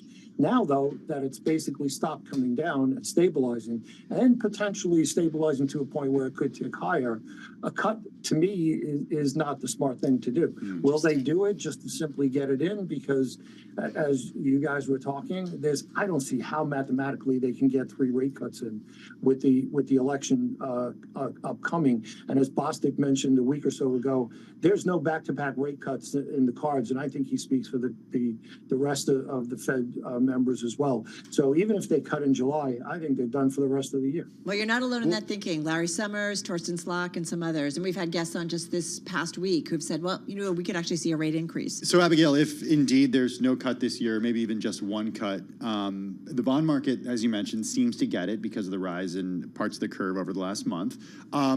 What happens to the equity market when the equity market starts to understand this? I think that there will be a real repricing of risk. I think that the bond market will have a ways to go as well, because prior to the idea of cuts with the current Fed funds rate, you had the 2-year yield as high as 5.27. And let's not forget, Jamie Dimon, he earlier this year, or maybe it was last year, talked about the possibility of a Fed funds rate at 7%. And while that sounds kind of wild, he had talked about it I think at 5% or 5.5%, maybe it was 6% before we got to the 5.27. I think that he has a pretty good pulse on the economy, and that should not be discounted. So bonds are more with it, but I think that there's some work needs to be done with yields going higher. Wasn't it Katie Kaminsky who was talking, what was it, 6%? Was it 6% on the 10? On the 10-year, Yeah. So we've had guests on a while ago. Technically, you can, from a chart perspective, you can definitely make that case. But stocks will be in a world of pain because those investors aren't seeing it at all, and that could be reflected in the little bit of a rounding down we're seing right now. Vince, what's the market pain, though, if people are expecting one thing and then we get something dramatically different, perhaps? Like if the scenario comes out like you say, and that the Fed ultimately doesn't really cut rates this year, what kind of pain might we feel in the financial markets? I think the 3 places, the obvious places, what Abigail was saying, equities, they're not pricing this in at all. I would say in the duration of the curve, the back end of the curve is definitely underpriced with a 10-year below the 2-year yield. That curve could steepen, but in a wrong way. And I think the widowmaker trade for the last 5 years, where everyone's been betting a lower dollar, you would see that dollar reverse and a much higher dollar hurting a lot of FX traders out there. Interesting times, guys. That's what makes it fun to do this job. All right, guys, got to run. Thank you so much. Bloomberg News Chief Markets Correspondent Abigail Doolittle here in studio. And, of course, our thanks as well to Bloomberg News Global Macro Strategist Vince Signorella joining us from White Plains. Well, Novo Nordisk and Eli Lilly have a powerful new ally as they conquer the $80 billion obesity shot market. None other than Oprah Winfrey. On Monday, she hosted an hour-long Monday primetime special on ABC that featured the former Weight Watchers spokeswoman hawking a different answer to weight loss than she had in years past. drugs like Wegovy and Zepbound, whose popularity has left both Novo and Lilly racing to keep up with demand. You get a Wegovy, you get a Zepbound. No, I'm just kidding. I had to do it. All right. That's pretty good. Madison Muller is all over this beat, and this has been on our radar before you ever heard of it. That's why we love to go to her. Madison is Bloomberg News health reporter. She joins us in the Bloomberg Interactive Broker studio. I mean, all right, Oprah. I have to tell you, I was downstairs doing some work at my home, and I'm like, what is that? Is that Oprah, honey? And it was. He was flipping the channels, and there was Oprah. Yeah. So, I know so many people that were watching it. Right. Well, because everyone was trying to watch The Bachelor, and they pushed The Bachelor back an hour. He was not for trying to Oprah's watch special. The Bachelor. I do know that. But anyway, So go that was intentional. They put it at a time. And people were not happy. They thought they were watching The Bachelor tell all, and it was Oprah telling all about weight loss drugs. It was a network program, right? Yes. Tell us a little bit more about it. Yeah, so we've been talking about this whole Oprah, Weight Watchers, Ozempic. It's kind of like the next notch in the story. And she, after saying she was going to depart from the Weight Watchers board at the end of February, she announced this special. And she said that her departure from Weight Watchers was in part to make sure there was no perceived conflict of interest when she did this special, which was basically all we about didn't think there was any drugs. conflict of interest, but now we do. Right. Still unclear about that, but What do we know about Oprah and the way that she's used these, the way that she's integrated them into her life? How she used them, we know she does, yeah, right? so we know, she had previously said that she thought of the drugs, this was last year, sort of as like a cop-out or taking the easy way out. And, this is after Oprah has so publicly struggled with her weight and dieting and has been the spokesperson and the face of Weight Watchers for almost a decade. And then in December, she came out and said that she actually was using a GLP-1 drug. She still hasn't disclosed which one she's taking. And the special was very balanced in mentioning both Zepbound and Wegovy, kind of frequently. So we know that she's taking one of these drugs now, and the special was talking, she talked to other patients who are taking the drugs, doctors who prescribe them, who support them. Yeah. Tell me about the awkward moment in the show. Yes. So Oprah did have the Weight Watchers CEO on the show, which was unexpected. We didn't know that was going to happen. And she had previously been bringing the other guests up on stage to sort of interview, have a informal conversation with them. But when she was talking to the CEO of Weight Watchers, yes, she remained seated. Oprah was still on stage, came over and was sort of looking down on her while asking this very pointed question of like, why do we need Weight Watchers if we have Zepbound and Wegovy, which is the big question right now that everyone's asking. Investors have been asking that question too. Yeah, and Seema seemed, honestly pretty emotional. Like it was a little bit of a tense exchange, and she looked a little bit teary-eyed even. Her facial expression was sort of tense. And it was like a minute or two of the whole show, so it sort of went quickly. But did she give an answer that would satisfy investors in the company? That is what remains to be seen. It's sort of what we've talked about, which is this idea that Weight Watchers is still going to provide this sense of community and a support system like they did for dieters for so long, for people on these drugs.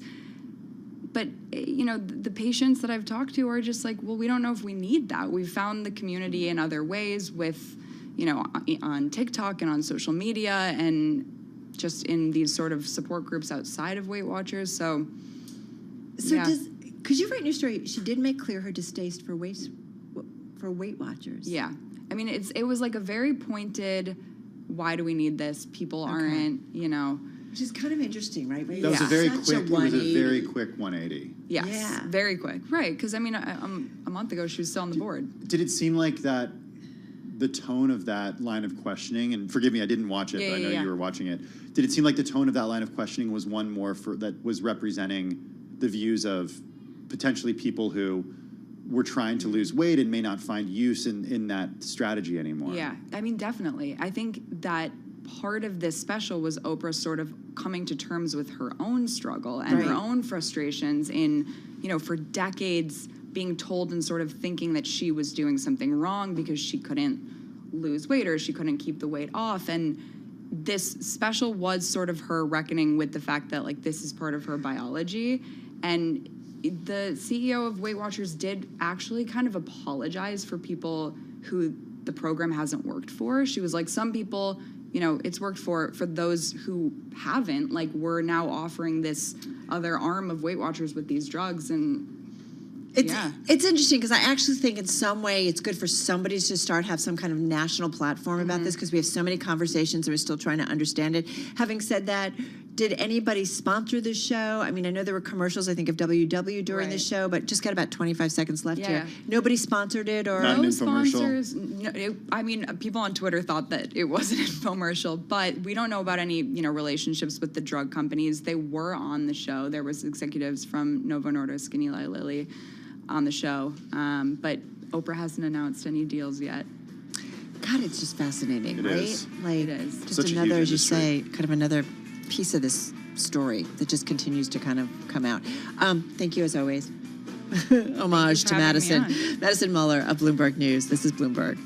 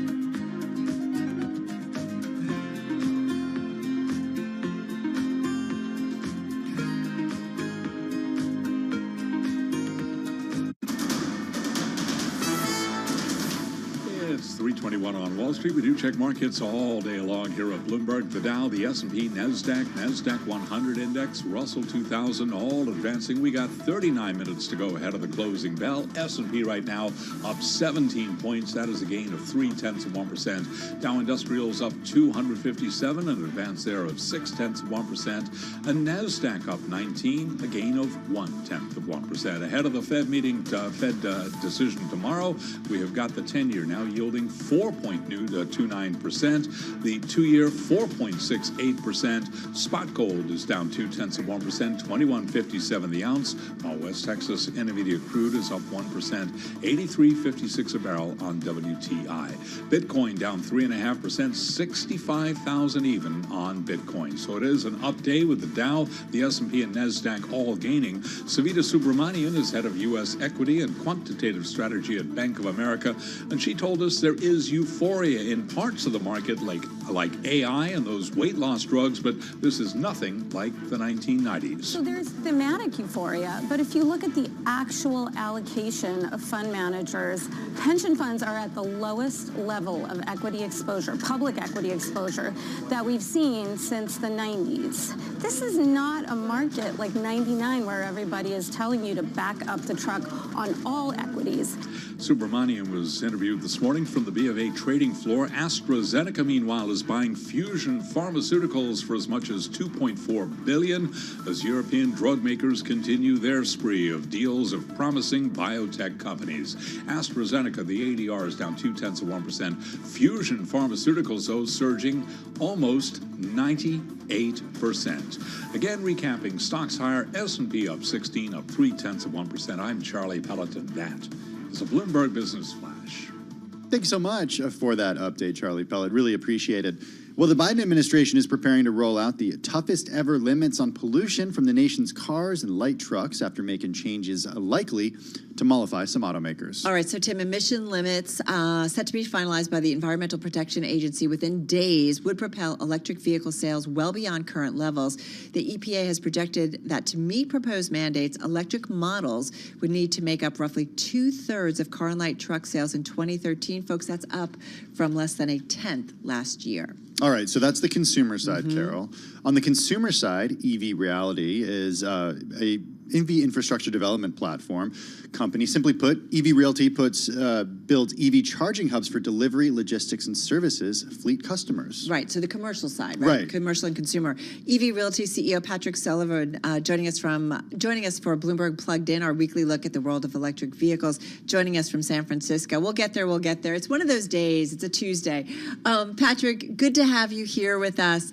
Tell us, first of all, give us a little perspective about your company and what you guys are doing, the specific projects that you've already completed, size, scale, who they are, and who is making use of them. Sure, Carol, Tim, it's nice to be here. So you captured it well. EV Realty develops, deploys, and owns high-powered EV charging hubs, and these are specifically for commercial fleets. So think of anything from your local delivery van to a truck that takes containers from the port. And our approach in thinking about this, which really, I think, dovetails well with the Biden administration's announcement around the clean freight corridors, is we start with the grid. When you think about our power system, it was never designed to fuel trucks or for that matter, cars.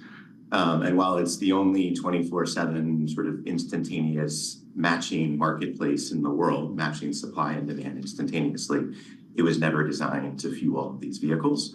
So that's really where we start. When you think about 30 million, 40 million vehicles on the road over the next 15, 20 years, finding those locations today that have a lot of power where you can bring the infrastructure forward sooner and allow that infrastructure to serve commercial fleets, especially some of the large fleets that produce so much of the emissions from the transportation sector. That's really what we're all about. Patrick, is there a way? And to your question, I just want to jump in real quick. Is there a way that you're potentially closing off some business by focusing exclusively on commercial and fleet? I don't think so. In fact, I think we're really purposeful about thinking about the fleet sector for a few reasons, and in particular, fleets that return to a home base, whether it's to a warehouse, the parking lot where the vehicles are stored overnight. When you think about planning for large amounts of electrical infrastructure, knowing how the vehicles, how your customers use the trucks or the cars for whatever they're doing, delivering a good, delivering a service, there's more certainty around routes, around planning, around schedules. Think of that as compared to building out a national light-duty passenger vehicle infrastructure where you're, in some degrees, guessing or anticipating uncertain demand. So that's one reason. And then the second I touched on is when you think about the emissions from the transportation sector nationally, it's now larger, obviously, than emissions from the power sector, and that's been due to a lot of really good work over the last 15 years. But within that roughly 29% of emissions coming from transportation, about 25% of it comes from medium and heavy duty trucks. Right. And so you really, and by the way, those are only about 5% of the vehicles on the road. So you can really target a significant emissions reduction with a relatively small number of vehicles. And again, those vehicles generally follow predictable routes and routes. Patrick, how much more, though, needs to be built out? And help me understand, because on the consumer side, we've talked a lot about, while there's still growth in the uptick, if you will, of EVs, we've seen a lot of slowdown, right? And that consumers aren't jumping in so much. What about on the commercial side? How is the growth? Is it the uptick continuing? How does it compare to the last 6 to 12 months? Give us a little perspective, and just got about a minute and a half left here. Sure, Carol. So the reality is, right now today, there's, 10 or 15,000 electric, medium, and heavy-duty trucks on the road in the United States. That said, when you think about the plans that the administration has, that states like California, and I think at this point, 11 other states have adopted California's plans.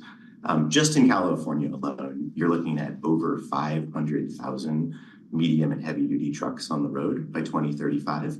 When you think about the amount of charging and then the amount of power that needs to be pulled from the grid, you're talking about 260,000 chargers that need to be installed. You're talking about 25 gigawatts of new power for a system that was never designed for that. Well, and forgive me, we've only got about 25 seconds left here. I get it that there's a lot to be built out. Is it slowing down, though, the demand for it? I'm just trying to get a feel on the commercial demand. Just quickly. No, and in fact, I think the National Freight Corridor strategy is actually really catalytic to focusing that demand, to finding those locations, these hubs in major cities near ports where you have such a significant volume. If anything, I think you're starting to really see that use case, which the technology and the market and the policies are now well aligned, is really gaining traction amongst commercial fleet operators. All right. Patrick, really love spending some time with you. Do come back soon, because we'd love to kind of dig a little bit deeper, if we may, in the future. Patrick Sullivan, Chief Executive Officer at EV Realty, joining us from San Francisco. Tim. Well, let's go from San Francisco to Texas, because Bloomberg's Alex Steele is live in Houston at CERAWeek. It's the annual energy conference organized by S&P Global, sitting down with Carlyle Group Chief Strategy Officer, Energy Pathways, Jeff Curry. I want to welcome our Bloomberg Radio TV and audiences. I am Alex Steele, live in our Houston bureau with a very special guest, Jeff Curry, for his first and exclusive interview here. I have to read your title, Jeff, because it's been so long. I'm not used to a new title. You are now Chief Strategy Officer of Energy Pathways over at Carlyle. Congrats on the move. Really good to see you. Yeah, it's great to see you. It's been a long time, and it's only appropriate. It's here in Houston at CERAWeek. I know. I haven't seen you in like years in person. So we're going to get to why Carlyle and what are you doing there in a second. But because I have you, I have to ask about macro. The move we've seen in oil. I know copper's down today, but still we've seen a tremendous move in the last 2 months.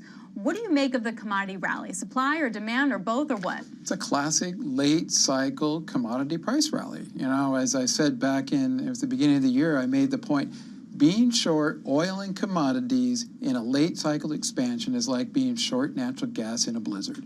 Don't do it. A couple of things that I just want to point out. Let's start with the U.S.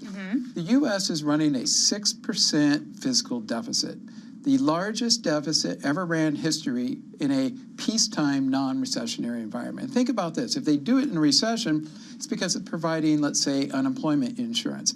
They're doing it full employment, red hot economy, and they're turbocharging an environment that is already being stressed.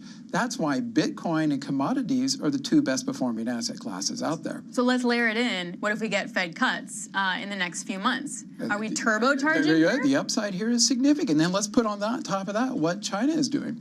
They have their Cash for Clunkers program, plus they're stimulating everything from EVs to batteries, solar plant panels. Why? Because they're trying to boost manufacturing to offset the weakness in property. So you have a really strong China, and you can see that in the PPIs. They're crushing their margin if PPIs are going up. And then finally, let's turn to Europe. Remember that great destocking we were talking about last year? Well, they're restocking now. And so all of that points to a much more positive commodity price environment. Again, your late cycle expansion is when you want to be long commodities. Do you have a favorite? I always like oil and copper. Actually, copper is the one I really like, and the reason why, not only is it part of the energy transition story, but what is AI? AI is chips and copper. You need copper to get the AI going. So how are you going to power all those chips? You need the electricity and you need copper. Yep, exactly. Electricity. That's a big talk here in Houston as well. So okay, so you like copper. You always like the oil. You always like oil. Just one more quick thing on oil. What's the upside? Do you think? If we're in sort of a range, it's going to be a volatile range. Is the upside 100? Is it triple digits? Is it really 90? What is it? Well, let me ask you this: all the strength you've seen recently, and the consensus range is 70 to 90. Do you really want to be short $2.50 from here? Probably not. So I think we're going to see it bust well outside of that 70, 90 range. I don't want to speculate how high we go. It's not my job anymore these days. It's true. But I think, the risk is clearly the upside. I think the main point is I want to be long oil and the rest of the commodity complex in this environment. Okay, so let's get to the new job.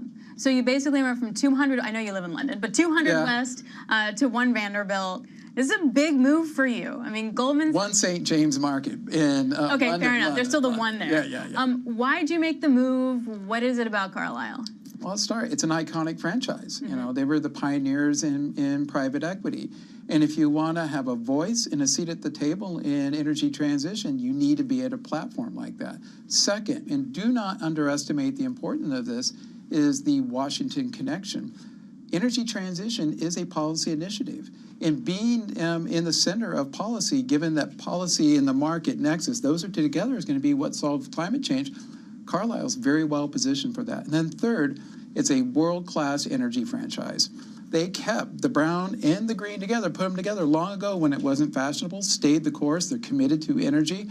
Also, they have experience in critical minerals, and without the copper, as we were just saying, you don't have energy transition. So, bottom line, it was the best place I could possibly go to, be involved in the energy transition and have a voice. So, what does the transition mean for Carlyle? Like, is it brown to green? Is it you keep some brown, you keep some green, do you green brown? Like, what color spectrum are we looking at?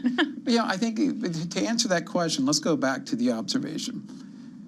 The transition is uncoordinated and messy. I don't think I'm using a term, it's bottom line. It's running into a lot of issues. It's just inherently going to be messy. So active management is the only answer. And when I say active management, it's not actively managing green by itself, because that's not managing the transition.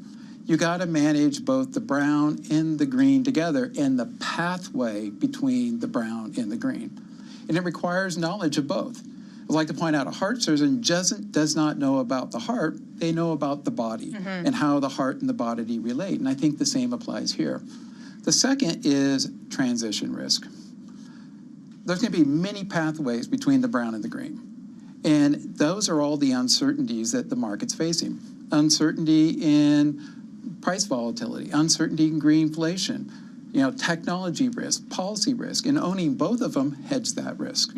And then finally, I want to make the point that divestiture does not solve the problem. If you take emissions, take them out of the portfolio, they don't go away. They go to places like China, Indonesia, India, which are burning record amounts of coal right now. It's like I say, by owning the emissions, you control the emissions. And I think by putting the two together is really critical in terms of creating a new pathway to solve climate change and the energy transition. Do you think it's going to be traditional energy and oil companies that we're so familiar with sort of putting their money into new things and new technology, or about making their operation greener? Or is it going to be about like that cool new small clean tech company that we're going to invest in? It has to be both. Okay. again, I like to point out, it's in our DNA. We know how to solve these problems. We did it with the war on acid rain. And it's like, one of the big, Russian producers of platinum and palladium said in the 1970s, did we know putting platinum and palladium into the exhaust pipe would solve the aerosol problem? Back in 1965 or 70, no, you had to try it. And I think that by trying all those different pathways, eventually we will discover the pathway. So I don't want to say there's one group that does it. Also, take the catalytic converter. It was BASF and Engelhart that solved a lot of these problems back in when the war on acid rain. So I think there's going to be a lot to be discovered and learned as we try those different pathways, and that's part of the experimental process. So will all of this wind up being inflationary in the medium term, or are we going to see sort of higher forever commodity prices, or is it going to be sort of really volatile commodity prices? What's going to be the result of that? Volatility. I mean, we saw like natural gas. Yes, yeah, exactly. It does not have the flexibility to rebalance itself. So we go from 10, 12 to 18 months ago, to $1.25 or $1.30, wherever the lower, back to 175. But that's the type of volatility we're going to be in for. And that volatility needs to be hedged. And again, when we think about owning the brown and the green, you think about when oil prices go higher, interest rates go up, higher interest rates hurts the green. Now think about when oil prices go down, interest rates go down, the green goes up as the oil goes down. So owning both the green and the brown together gives you that hedge against these types of uncertainties. Do you think that political risk is a big one? And I'm really talking about the elections in the U.S. Yeah. And in that, has the ship left the channel? Like, are people and asset managers and energy companies already investing regardless of policy, or is policy a key moment to make this transition? It's going to be a lot of give and take from the green side to the brown side, right? Both. It's both. You have to actually have both. And I don't want to take a strong view here what happens in the immediate term, but I think right now we've seen that the brown push ahead more recently. As I like to point out, 3 years ago everybody was green, green, green here at CERAWeek. This week, they're all questioning it. The reality of the truth is somewhere in between, and I think that right now we're on one extreme. It's going to move back to the center again. But again, I'm going to go back to the emphasizing owning both hedges that kind of risk. Do you think what's the return profile that we should be expecting for energy transition projects? I know that's a hugely broad thing, but there was a lot of criticism that, you're going to have wind projects, they're only going to return 5 to 7%. We need high teens like we see for oil returns. What do you think this is going to evolve to be in a volatile commodity environment? Well, ultimately, when we think about these returns, the way I like to think about it, the brown gives you the cash flow today. Okay. And the green is going to give you the cash flow tomorrow. Think about the green as being a long duration asset, like unprofitable tech or put it crypto, anything that is a long duration type instrument. While the oil, by owning both of them, you're going to be in those different environments. So I can't say that there's going to be an explicit return today. The one thing I do know is owning cash flow today, balance against owning that longer duration asset, gives you that flexibility and that balance to get a stable long-range return. Because what we find, the green does great in a recession when interest rates are low. The oil does great in an environment like right now when you're late side expansion. Own both across the entire cycle, you're going to be okay. You having fun? Love it. Are you liking the transition? Absolutely, absolutely. It's so good to see you. Great. Thank you so much for coming by. Pleasure. Really appreciate it. Jeff Curry, I will read this again. Chief Strategy Officer of Energy Pathways over at Carlyle. Back to you guys. All right, Alex, thank you so much. Alex Steele of course, Bloomberg News there, live in Houston at CERAWeek. That's an event annually organized by S&P Global, of course, sitting down, as she said, with Jeff Curry, Carlyle Group, Chief Strategy Officer at Energy Pathways, someone who's been in the commodity space for a long time, spent a big bulk, almost all of his career at Goldman Sachs. And now at Carlyle. What? He's left Goldman. He's at has. Carlyle. Yeah. And it was big news when he left Goldman. Yeah, that's a big move. Like after, I think it was 27 years, I think it was, European, co-head of European, I think, economy, economics, global head of commodities specifically. But what I thought was really interesting, a lot of good stuff there, a lot of good nuggets, but the importance of it's going to be the old tech, the old energy companies, investments, them making the transition to to the next wave of renewables and energy transformation, if you will, as well as new tech, the younger, maybe smaller companies that are maybe more nimble, that all of it is going to be part of the investment space and landscape going forward. You have to take that kind of approach, though, it seems like. I to feel know like what that's, sticks. that is so true, right? And that they Yeah. all have to be involved. All right, let's get back to the markets. Yeah, Charlie Pellet is standing by because we got less than 20 minutes to go to the close. Hey, Charlie. Indeed, just 20 minutes to go until it is officially Fed Wednesday. That will be the focus tomorrow. And listen, we have got complete coverage on Bloomberg leading into that Fed decision and, of course, reaction after we get it. And Fed Chair Jay Powell's news conference, 2:30 p.m. Wall Street time here on Bloomberg Radio. Right to the markets. S&P now up 21, 51.70. That is a gain of 0.4%. Dow Jones Industrial Average, a lot of green today, up 273, up 0.7. NASDAQ is advancing by 0.2%. The NASDAQ Composite Index right now up by 40 points, again up by 0.2%. 10-year at 4.29% with a 2-year that's yielding 4.68%. Spot gold down 0.2%, 21.56 the ounce on gold. West Texas Intermediate crude oil up 0.9%, 83.48 for a barrel of WTI. And Bitcoin right now down 4%. Bitcoin 64,455 on Bitcoin. So again, recapping the Dow, the S&P, NASDAQ all heading higher. 18 minutes to go ahead of the close. S&P at 51.71, up now by 0.4%. I'm Charlie Pelleton. That is a Bloomberg Business Flash. I'm driving in my car. I turn on the radio. How about you let me drive? Oh, no. Who's gonna drive you home? Honey, please, I'll do the driving. Drive on. Excuse me, I want to drive. It's the question that drives us. This is the Drive to the Close. That funky music will drive us till the dawn. On Bloomberg Radio. What is the drive to the close? Less than 20 minutes to go until the close of trading. And after that, we do, of course, get to Fed Wednesday, as Charlie said. No question, Carol, that the mega caps have gotten a lot of focus lately. After all, NVIDIA was up nearly 240% just last year. It's up around 80% so far this year.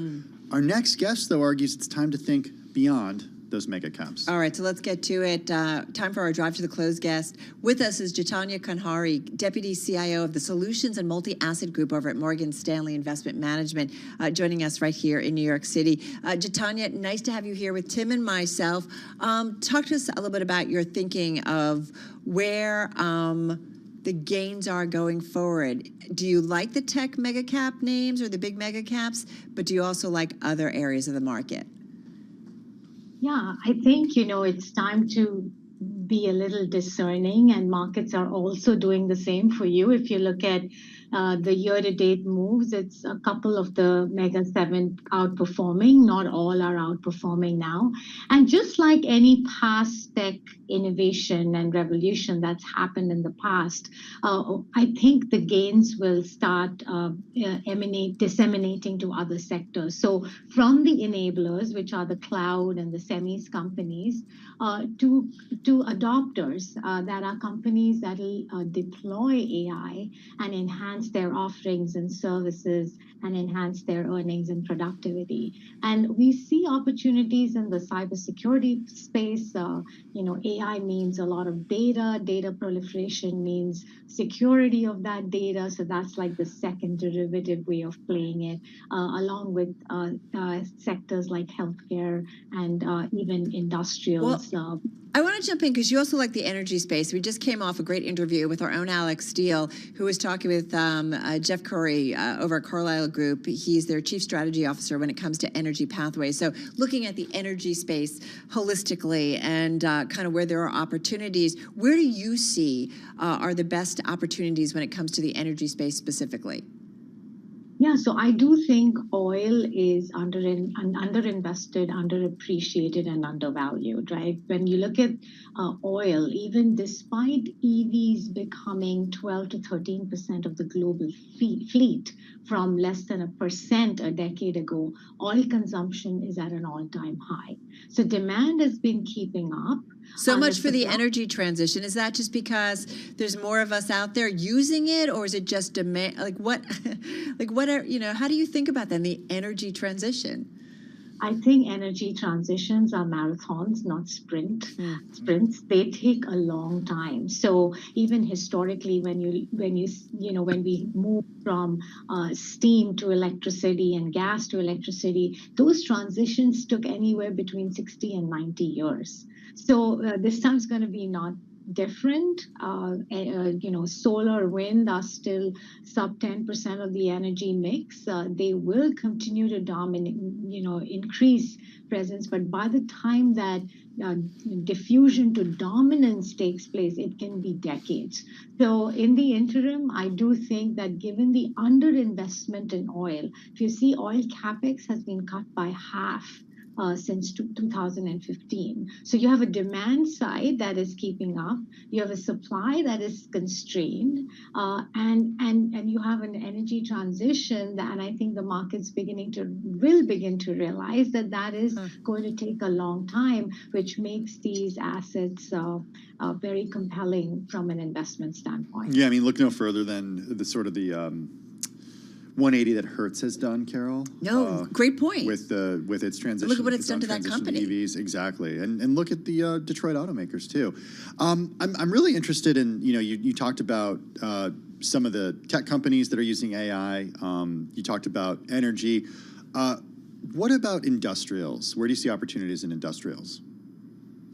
I do find industrials a very interesting group. It's a very diversified group within the sector classifications, the typical classifications. But I think there are several tailwinds. We have the green capex, we have defense capex, we have substitution capex because of supply chain diversion. AI and data centers use a lot of energy, a lot of industrial capacity. So I think there are a lot of drivers for industrials, like related to AI, the electrification, etc. All of these are, sub-segments within the industrial space.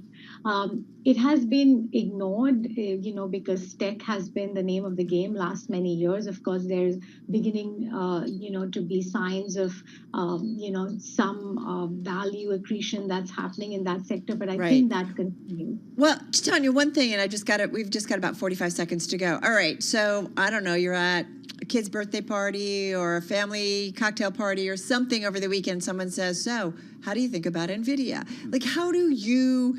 I don't know, what's the constructive conversation you have with individuals, investors around a name like NVIDIA?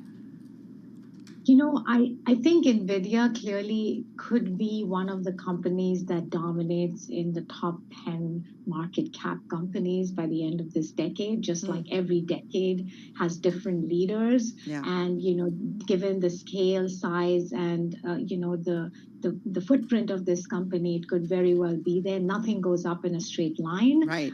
You could have, drawdowns. But I do think that, outside of the Mega 7, the top 10 will look very dramatically different from today. And some of them made them. No, that's great perspective. And those kids' birthday parties, I don't mean the kids are asking, it's like the parents who are all there. Depends on where the birthday party is. Maybe some of these Silicon Valley birthday parties, they're talking about Hopper and Blackwell. Kids are savvy. Hey, what do you think of that new NVIDIA chip? Oh my God, crazy. Great conversation. Jitanya, thank you. Jitendra Khandri joining us, Deputy CIO of the Solutions and Multi-Asset Group over at Morgan Stanley. Khandri, excuse me, joining us right here on Bloomberg Business Week.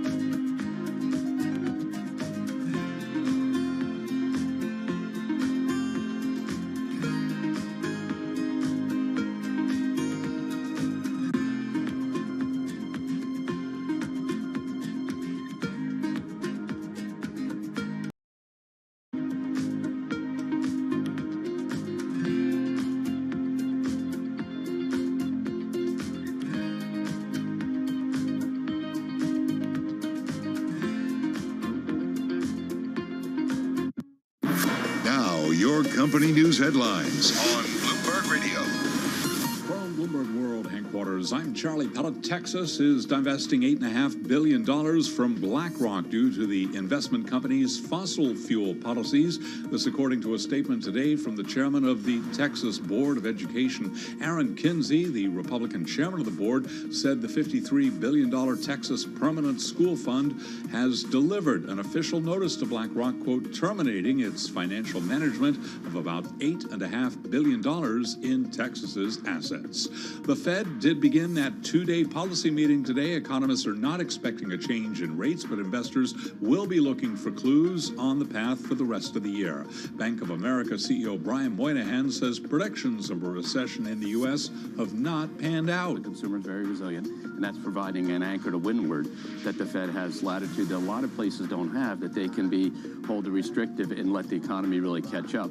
But they have to be mindful of the change. At some point, that consumer will slow down, and they have slowed down their spending. And so last year it had been 10% growth. This year, in the fall, 5%. Now it's down to 3 to 4%. They've got to be careful they don't overshoot. So this is the tension we're in right now, which is this resilient economy and actually trying to bring inflation down. Since the financial crisis to now, most central banks are trying to get inflation up. And so it's a completely different execution, and that's what we got to get right. Bank of America CEO Brian Moynihan was a guest on Bloomberg Surveillance. You can catch the full conversation with Jonathan Farrow and Lisa Bromowitz on the Surveillance podcast. Boeing is exploring the sale of at least two of its defense businesses, a move that would bolster the beleaguered aircraft manufacturer's balance sheet as it fights through its biggest crisis in years. Boeing up now by 0.6%. And those are our top company stories at this hour, and this is Bloomberg. This is Bloomberg Business Week with Carol Massar and Tim Stenivek on Bloomberg Radio and Television. All right, everybody, just got about 4.5 minutes left in today's trading session. Charlie, of course, just breaking down the trade. We have seen some buying here into the close, so we're pretty much at our best levels of the session, just an uptick in the last, 5-10 minutes here on the equity side of things. One thing we just wanted to get back to, which I feel like is kind of like a kind of moment, courtesy of the New York Times, and this has to do with Saudi Arabia planning to create a $40 billion fund to invest in artificial intelligence, and we've been kind of working our way through this story a little bit. So this again from the New York Times, Rob Copeland and Maureen Farrell at the Times reporting that representatives of Saudi Arabia's public investment fund have discussed a potential partnership with Andreessen Horowitz. We know Andreessen Horowitz because they are one of the top VC firms in Silicon Around for Valley. a long time, legendary investments. Yeah, I mean, Mark Andreessen created Netscape. Yeah. So he was like, there in the 90s. It's not around anymore, though. Netscape is not around. Mark Andreessen is very Which also is a very reminder vocal of the on ups Twitter. and downs of like this space. And he'd certainly cashed out. But he's done okay. Yeah, he's done okay. We should note that the people who are used as sources in the Times caution that the plans could still change. Yeah, but it's just kind of fascinating, and I just think it speaks to that bigger, broader theme. Here we are on day 2 of this big developers conference put on by NVIDIA.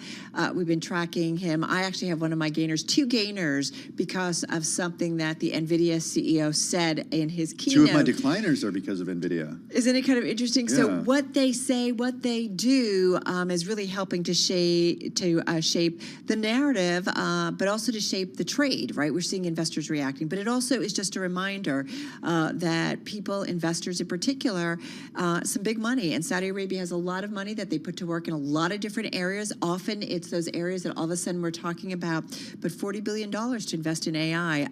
Chip makers, data centers, as you said, expansive data centers, looking to back some tech startups tied to AI. So they are really looking, it sounds like, to get an investment foothold in this sector. I mean, it costs a lot of money to fund AI projects. So you'll recall that the Wall Street Journal reported that Sam Altman was looking to for trillions of dollars.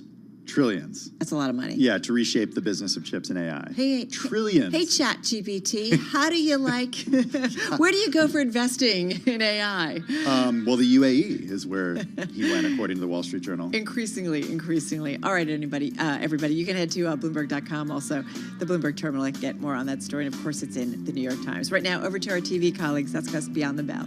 It starts right now.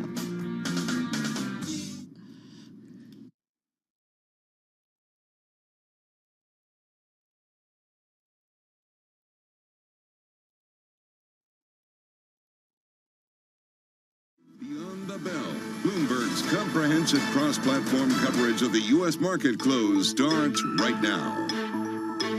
We're about 2 minutes away from the end of the trading day. Scarlett Fu and Bonnie Quinn here with you, counting you down to the closing bell. And of course, we bring in now our radio colleagues, Carol Massar and Tim Stenovic, so that we can welcome our audiences across Bloomberg Television, Bloomberg Radio, and our YouTube audiences streaming. So, Carol and Tim, normally, Bonnie and I were saying on a Fed day, on day one of the Fed meeting, you don't have a whole lot of movement, but this feels like an exception. What is this? It's like, what do investors know? I mean, here we are having buying into the last few minutes of trading. So, folks, we have these major equity averages pretty much at their best levels. And I'm just kind of watching tick by tick because it just seems like each new trade is just pushing these major equity averages even higher and higher in these last few moments, Tim, of trading. Look, I think it's fair to say that the reversal in some of the big tech names has a lot to do with specifically NVIDIA. Abigail Doolittle was on our air earlier, and she pointed that out. It was down earlier, it was higher later in the session, and it's one of the biggest companies out there. So when it moves, the indices move. Yeah, exactly, Tim. And when it comes to yields, we did see that big spike last week, and we did give up a couple of basis points on the 2-year. But for the most part, those yields are holding on to gains. And I guess it's all much of a muchness. Markets have pretty much priced in what they see is going to happen tomorrow. So if we're going to end today with gains, how does that set us up for tomorrow? It'll be interesting because we have the most of the day to get through before the FOMC decision comes out at 2 p.m. But right now, we're definitely ending on a high note here with the indexes continuing to move up with the S&P 500 now right about session highs, gaining 0.5%, almost 0.6%. Even the Russell 2000 is participating. Yeah, I'm just curious if what we get in the commentary in that press conference tomorrow from Jay Powell, does he in any way try to dial back what he said when he was up on Capitol Hill, Scarlett? Does he in any way start to say, well, maybe it's less, maybe we don't get rate cuts, which is what we kind of continue to hear from some of our own market commentary and guests on it. That would generate a huge reaction. Yes. Maybe we don't get any rate cuts. All right, there you have the closing bells.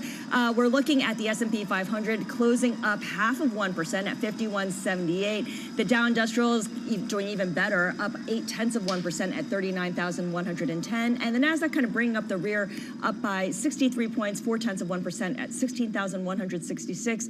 As I mentioned, the Russell 2000, the small cap index, also gaining ground about 0.5%. All right, and so we're just finishing off our highs of the session on those major equity averages. Just taking a little bit of a deeper look, Vonnie, into the S&P 500. Most names, though, in the index today, ending with a gain, 384 names to be exact, 115 to the downside, 4 unchanged. Isn't it fascinating, Carol? And I feel like if we look into the IMAP of the S&P 500, you'll see how much green there is, which is really interesting given where we started out the day. Those few little bits of red, really, they're the semiconductors. And even the semiconductors, they were only down, a certain amount. This is almost like the markets of yore, where we had, less than 1 percentage point moves. I feel like we've got too used to volatility, and this kind of a market seems, almost muted. All right, a lot of green, as you said, Vonnie, so a fair amount of names for me to choose from. I'm going to go to Nordstrom, man. This one up 14% at its highs today, finishing the day with a gain of just above 9%, about 9.4% to be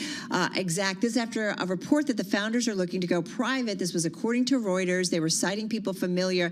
Nordstrom working with Morgan Stanley and Centerview Partners to reach out to private equity firms, engage their interest for a potential deal. No certainty that a deal will ultimately happen. And you did see this news giving a boost to some of the peers throughout the session. Macy's and Kohl's did follow Nordstrom higher today.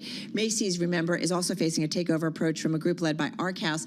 Again, Nordstrom finishing the day up above 9%. All right, we know NVIDIA holding its big developers conference. This is day 2. The CEO, Jensen Huang, giving a keynote yesterday. And what's interesting is 2 of my gainers have to do with what he had to say in that keynote. Synopsys, a top gainer, number 3 gainer in the S&P 500, number 1 gainer in the NASDAQ 100. This after the NVIDIA CEO said that Synopsys, during that 2-hour presentation yesterday, saying that the companies that will use NVIDIA's new Blackwell-based processors, Synopsys and also Ansys above them, to put more AI enhancements into their products. So you saw both of those names, Synopsys up more than 4% and Ansys up about 2%. One more real quickly, number 1 gainer in the S&P 500, we don't talk about it a lot. International paper. Good old-fashioned industrial. I know, exactly, right? Up about 11% here.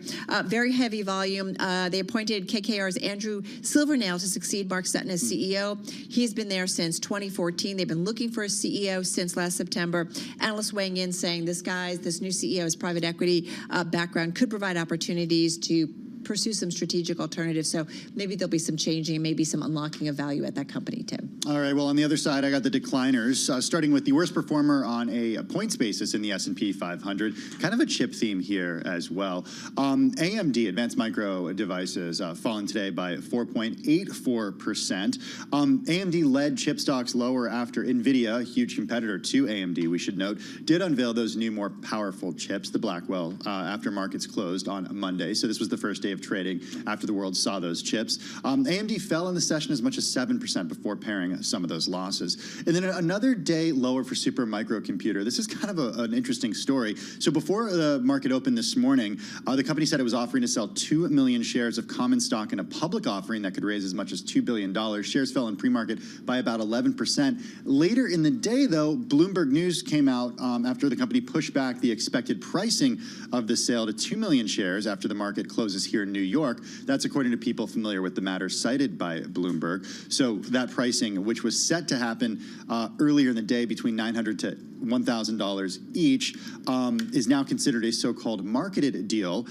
So depending on investor demand, shares may potentially price outside of that proposed range. This according to the people cited in the story. And then an honorable mention to MicroStrategy, wrapping up its worst two-day run since November of 2022. It did slump as much as 18% earlier in the session, finished lower by 5.7% today. It fell yesterday by 16%. That was more than 10 times the drop in Bitcoin. Get this, the company now owns $14 billion worth of Bitcoin. That's more than 1% of all Bitcoin that will ever be issued. Yeah, it's a proxy for Bitcoin. Yeah. You know, the company uses its cash in Bitcoin, and I forget what they actually do as an actual company itself. They just buy Bitcoin. They just buy Bitcoin. Yeah. It's a MicroStrategy. Yeah, exactly. All right. I wonder where they got the name. MicroStrategy. Oh, right. I get it now. That's their strategy. Well done, Bonnie. Nice, Bonnie. Just a quick mention here. The S&P 500 managed to close at a record high. We have 5178.51 as a new high, and it just eclipsed what we saw last Tuesday. Here's what we have in the yield space. Demand for the 20-year was stronger than many would have expected, especially for a fairly unloved tenor. So that helped turn yields around, and you have yields all coming down across the board, across the curve, as we head into the FOMC meeting tomorrow. All right, guys, as we wait that Fed decision, our attention certainly to the Bloomberg, and among our most read stories on the Bloomberg has to do with Wall Street, and specifically bonuses. The average Wall Street bonus dropped slightly last year as banks kept compensation reined in amid an ongoing deal slump, and the number of employees working in the securities industry ticked up. So the average annual cash bonus fell 2% to $176,500 in 2023. It's the lowest since 2019. Yes, but it is the lowest since 2019, but the drop that we saw was far less dramatic than it was back in 2022 when the average bonus slumped 25%. We should note that industry-wide, the bonus pool was $33.8 billion, unchanged from the previous year and far below the $42.7 billion total in 2021. We should note that the analysis was done by the New York State Comptroller Thomas DiNapoli. It's certainly an important metric for tax revenue. Yeah, and the other interesting thing, because you can take a lot of metrics, right, is that the workforce in the financial industry climbed last year to 198,500, which was up 3.6% from 2022. Yeah, and that's even with firms like Citibank cutting an awful lot of jobs. A lot of that is because the growth in the job increases were in across the private space, right? Private equity, private credit, all those asset investment firms doing a lot of hiring. All right, got another story. Goldman Sachs, JP Morgan, you know, have been leading the charge to get employees into the office more often, but it's their smaller peers, their smaller banking industry peers, who are more likely to demand full-time on-site work. They're like, get back to work. What really amazed me out of this, Carol, was that Castle Systems, which is a security firm which has been tracking attendance since the pandemic, says that, you know, attendance in New York, where a lot of these companies are based, maybe not the smaller banks, it's still only at 50%. It's still only at 50%. It doesn't 50%. feel like it when you take public I transportation. was just going to say that, Scarlett, and I think part of that has to do with what Except days. on Monday and Friday. That's what I was going to say. Like on certain days, when people aren't necessarily coming to the office, Friday's the one I notice the most. I notice at other places You got to too. stagger your times. You got to come in either earlier or way later. I notice it You here. think the smaller banks will respond to that? People saying, I'm just going to come in later. No. Yeah, that's. We're here. "No, we All want I'm going you to at say 6." is we're here 5 days a week, right? But it's interesting, right? Like I am just amazed at like the post-pandemic narrative, how it's kind of changed dramatically. And maybe it's a New York thing. I don't know, but I don't know. We'll see. All right, that's a wrap, guys. Off to the Fed meeting. Next time we'll have the decision. We'll know what Jay Powell has to say. So it'll be interesting to watch that and market reaction. That's a wrap. Our cross-platform radio, TV, YouTube, Bloomberg Originals, Beyond the Bell. Folks, we'll see you again. Same time, same place tomorrow. This is Bloomberg Business Week. Insight from the reporters and editors who bring you America's most trusted business magazine. Plus, global business, finance, and tech news as it happens. Bloomberg Business Week with Carol Masser and Tim Stenivek on Bloomberg Radio. It is Bloomberg Business Week. A quick headline crossing the Bloomberg terminal. Bourse Dubai to offer 27 million shares of NASDAQ stock. That story just breaking. For more, check out the Bloomberg terminal and at Bloomberg.com. Carol, the U.S. doesn't have a great track record when it comes to maternal health. Here's some numbers. The U.S. maternal mortality rate is far higher than peer countries, and it soared during the pandemic. More than 1,200 women in the U.S. died of complications arising from pregnancy or childbirth in 2021. It was a 40% jump from 2020. That's according to the most recently available data from the CDC. I should note, there was a recent study that called into question some of the CDC data and methodology around it, but the upshot was still the same. The U.S. lags other high-income countries when it comes to maternal mortality. Which is kind of interesting because we're all often talking about healthcare costs, but it's also a reminder that not everybody gets the same kind of healthcare. Hey, one company that's out there hoping to improve maternity care is Millie. It's a venture-backed company that provides pregnant people with midwives, doulas, remote health monitoring, and a lot more. Sarah Reynolds is co-founder and chief technology officer at Millie, and she joins us from the Bay Area. Sarah, great to have you here with us. Tell us a little bit more about what you guys are doing. Tell us about your platform. Thanks for having me. So at Millie, we are trying to build on top of the current system of U.S. healthcare, really incorporating some of our past experiences, as well as really some of the top-of-the-line clinical practices with our team. So, we are trying to bring midwifery-led care to a place where really it can reach far more in the United States than it has in the past, but also to incorporate good uses of technology, both to enable us to scale that care, but also to reach patients where they are and enable them to have real top-of-the-line care that they may not be able to access otherwise. What I find interesting in preparing for this, Sarah, is that you're the CTO. You consider yourself not necessarily a healthcare company. You work with insurance companies, but you position it as a tech company. Can you talk a little bit about that distinction? Because when we talk about the services that are offered, at the end of the day, they are all about health. Yes, and we do consider ourselves a truly hybrid healthcare and tech company. There are other companies in the maternal health space that are digital only. We do offer the full line of in-person maternity care services, accepting most major insurance, including Medi-Cal. And that's actually very important to us to be able to make sure that we are truly equitable in our approach. However, we do think that in order to do so and in order to address these problems of maternal mortality that you've summarized, we need the ability to reach people where they are, and there's no better way to do that than technology in the current system. It's very hard for people in vast areas of the country to access in-person services. So wherever we can manage to close that gap, is really important to getting people the most important baseline quality care. Hey, Sarah, what do you think is the thing that holds people back from getting this kind of access? Is it healthcare coverage? Is it money? Is it access, physical access or virtual access? Is it information and education? What is it that you think or that you guys have found out in starting this platform that prevents people from getting the right care, especially when it comes to maternity care? So indeed, as you've called out, there can be a mix of factors. Physical access is actually a real problem in the United States for maternity care. There are a large number of what we call maternal care deserts that, are more than an hour or even 2 hours drive from a labor and delivery facility.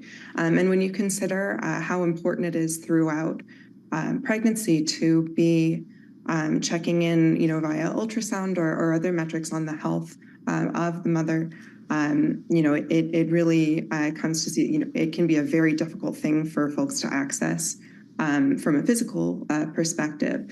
Now, this can also be true technologically if we rely on solutions that are, overly intensive on, high bandwidth or high quality internet service. So, solutions that can roll out via SMS are a really interesting But what area I as want well. if I can just follow Cellular. for a second, because it's certainly something we've talked about and our teams have reported on, is just the amount of investor money or private equity money that are in healthcare systems and systems that are being, whether it's hospitals or medical facilities that are either being shut down or people shut out. Is that part of what you guys are, why you're doing what you're doing?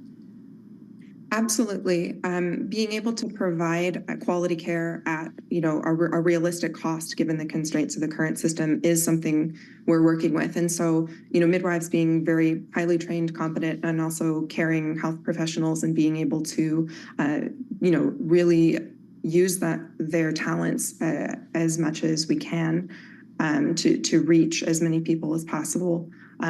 Also with, the knowing that, the world has changed after COVID and, people have more expectations about being able to access telehealth services is also part of our approach. Hey, Sarah, I was struck by just how bad we are in the U.S. when it comes to maternal mortality. I have two questions on that. One is, what is the cause of the maternal mortality rate in the U.S. putting us beyond our peers? We just don't compare to them.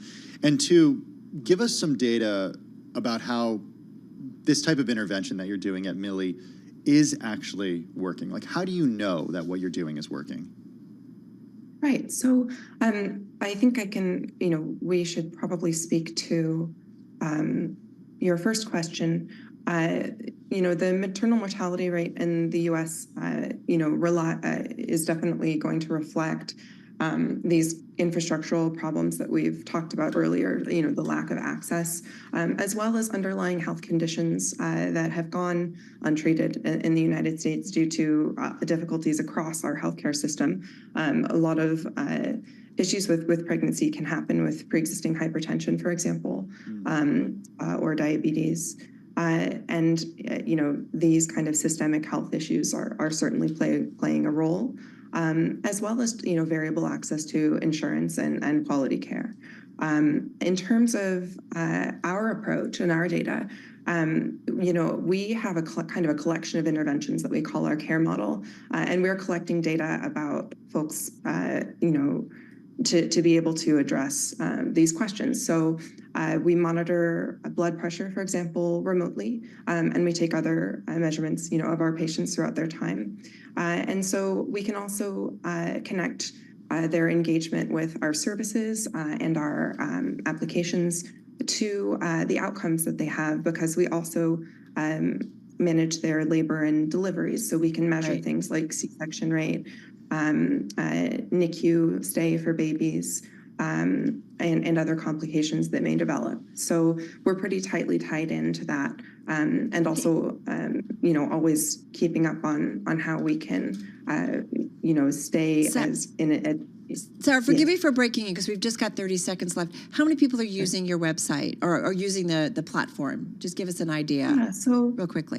We have, we would say many folks who are actually coming through our clinic. We also have an additional pool for virtual services. Right. But we're now at about I would say 1,000 patients or so that have come through our clinic in Berkeley.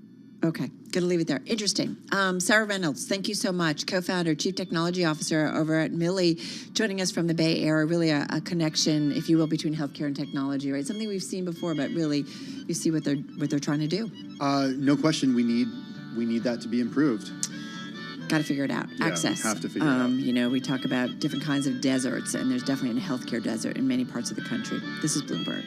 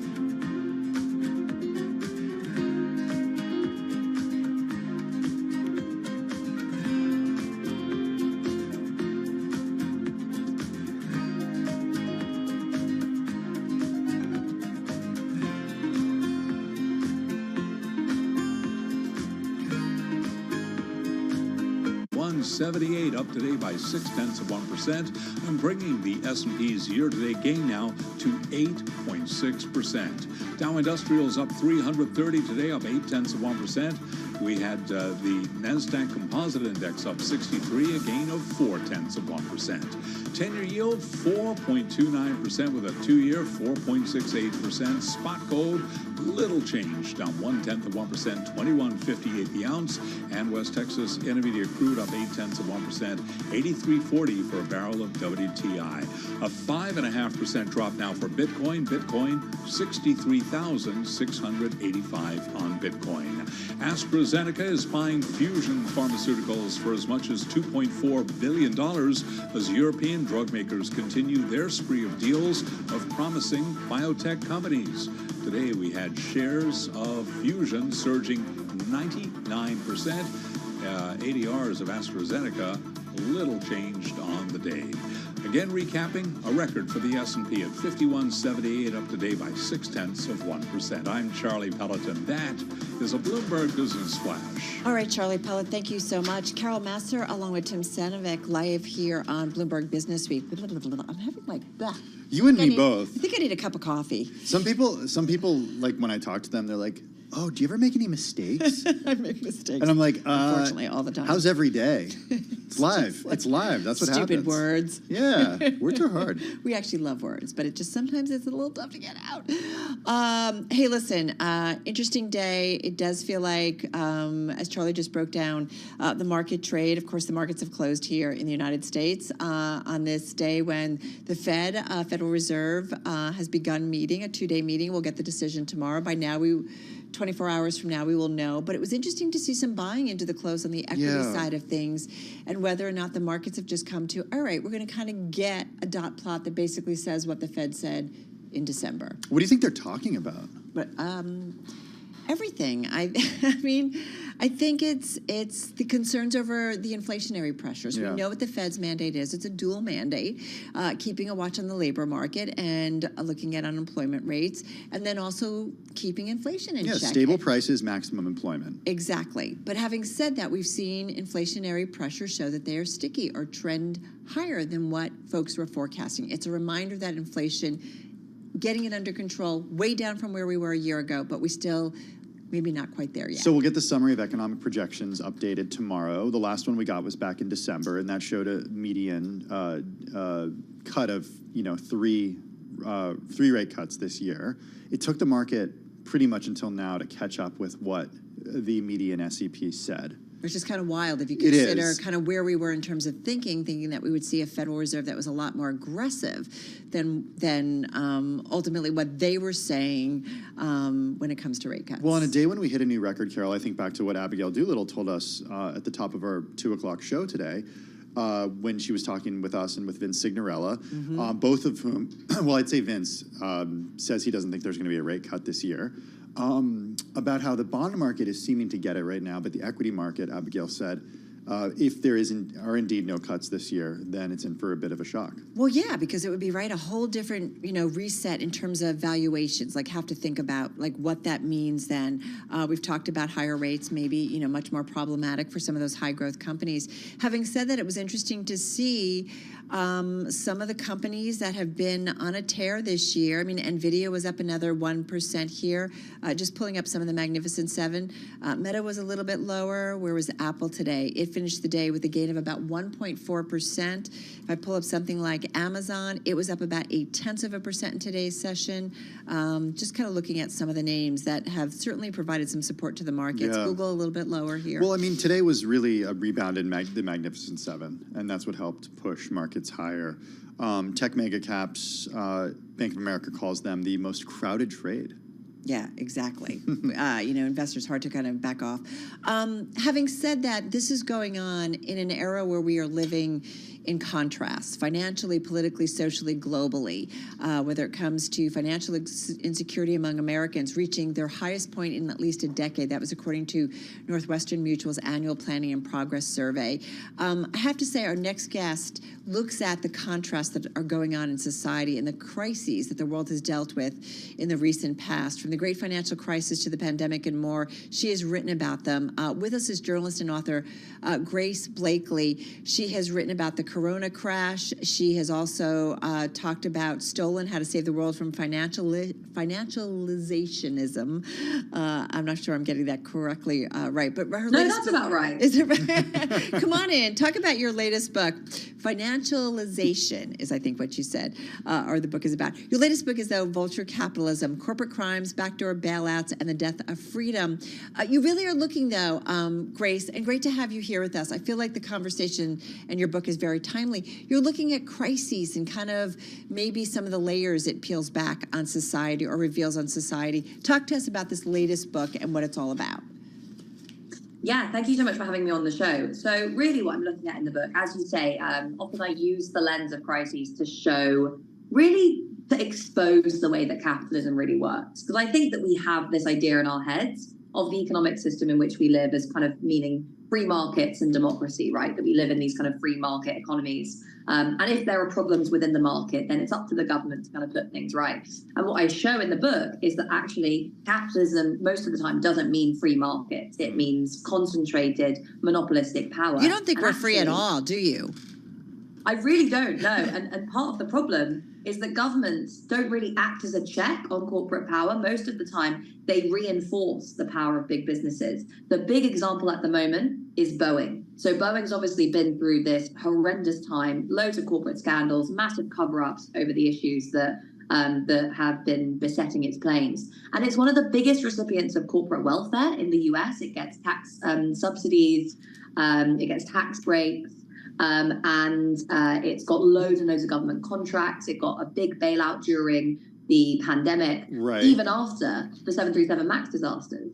I will point out, Grace, that Airbus, the European rival to Boeing, it is a duopoly, I think it's fair to say, also does get some of that same favorable treatment. It's been the subject of WTO issues. Would you say that Airbus has the same issue that Boeing does? Would you characterize it the same way? Some of the same issues, definitely. Yeah, totally. So, I mean, I look at this actually, how these two aerospace manufacturers have become so deeply interwoven with the US state on the one hand and the European Union and various states within that on the other hand. And Airbus has also been embroiled in corruption scandals. So, these two giant firms, as you say, in this duopolistic market structure, with Boeing obviously having dealt with some serious safety failings, Airbus dealing with some corruption scandals. It kind of shows that this line between states and markets isn't really as clear as we'd like to think. It's interesting, where we are often talking about our data and data privacy and control of our own data when it comes to the social media world, whether it's TikTok, whether it's other social media companies, and how our own data, which is very valuable and has made some very large market cap companies out there and made a lot of companies, if you will, very wealthy in the process. It's interesting, though, that this idea of, kind of taking back our economy is something that you are digging into. I mean, do you not like capitalism at all? Do you think it's all bad? Well, to be clear to your listeners, I am a socialist, so I'll put that. Get that out of the way early. I know it's kind of a bit more of a dirty word in the US than it is in the UK. But I think even if you're not a socialist or even a progressive, my analysis is still relevant because it's something that, libertarians, for example, have been saying in the US for a very long time. It's that we don't have real capitalism. We have crony capitalism, right? It's a kind of perversion of a free market system. And what I show in the book, using loads of historical examples, is actually this has kind of always been the case. So it's always been the case that big businesses have worked with and through governments, basically to get their way, all the way back. But think of the robber barons, right? Or going back even further. Well, Grace, I think critics might say, okay, I understand the criticisms that you have of capitalism, but show me a better system out there. Can you show us a better system? Yeah, so the third part of my book is really dedicated to thinking about alternatives. And I actually start at the grassroots and community level. Because, I mean, if you think about it logically, there's this fusion of public and private power in the economy. You can't just rely on the state to do things to kind of contain what's going on in the economy. So what is the alternative? You have to build people power. You have to build power from the ground up. So that means making sure that workers are able to organize within their organizations, but also have a voice within how those organizations are run. When you have more democratic processes within corporations, like, workers on boards in Germany, for example, they actually perform a lot better and the whole system is fairer. But I also look at a lot of examples of communities organizing in their local area to build a kind of fairer local economy. So we've got this idea of community wealth building. There are examples of this in the UK and in the US, and really downtrodden places like Detroit, for example, where local groups have come together and they've built cooperatives, they've built community energy companies, they built community banks, and they've started to say, how can we make our economy work for us instead of the big businesses and actually politicians? All right, sit tight. We're going to continue this conversation because I also want to get into kind of how we got to this place. Grace Blakely, we're going to come back with her, journalist and author. Her new book out is Vulture Capitalism, Corporate Crimes, Backdoor Bailouts, and the Death of Freedom, joining us from the UK. But I do feel like, Tim, we're at this kind of this point, whether it's with our data or just when it comes to the political, elections coming up here in the United States or even around the world, but it's just people not feeling like they are a part of the system or benefiting from the wealth of companies and overall. Oh, I think totally fair to say, and I think you would ask a lot of young people who feel like, okay, well, I'll never be able to retire, I'll never be able to afford a house, and or kids. I'll never be able to pay back my student loans. And you can see that people are critical of the system for some reasons that they have. All right, we're going to get back to Grace Blakely in just a moment. In the meantime, let's get back to World and National News. Off to D.C. we go, and Amy Morris. Amy, take it away.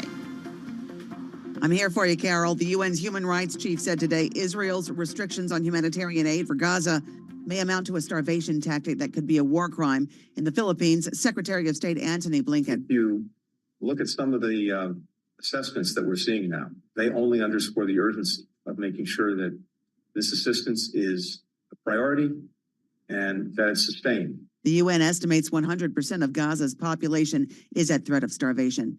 The Supreme Court will allow the state of Texas to arrest and deport people who enter the country illegally.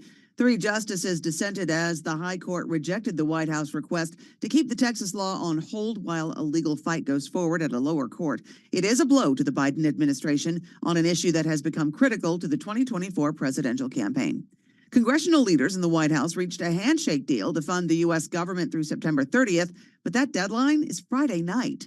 Bloomberg intelligence analyst Nathan Dean says we still may see a short government shutdown. We anticipate that they're going to be able to come up with a deal. The language will come out. Nearly everybody is going to support this, but can they get it done by Friday night? Probably not. Representative McHenry said this morning, don't be surprised if this goes to Saturday afternoon. But there's one thing that's going to cause Congress to get this done by Monday, and that is the fact that they don't want to be here next week, and they don't want to be here the week after. They have a 2-week recess. Nathan Dean there talking with Balance of Power host Joe Matthew. That deal includes roughly $1.1 trillion in funding for 6 federal departments. Women in the U.S. can go online now to buy the nation's first ever over-the-counter birth control without a prescription. The FDA approved the sale of Opal last July. Now they go online to get it, but it'll also soon be available in major retailers like CVS and Walgreens. Global news 24 hours a day and whenever you want it with Bloomberg News Now. I'm Amy Morris, and this is Bloomberg.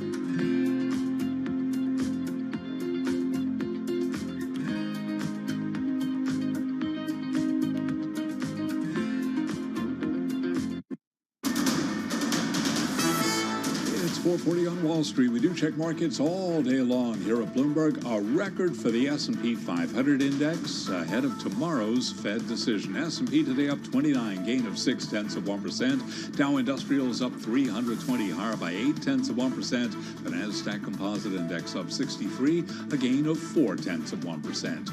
10-year yield 4.29% with a 2-year 4.68%. Spot gold today down 0.1%, 21.57 the ounce.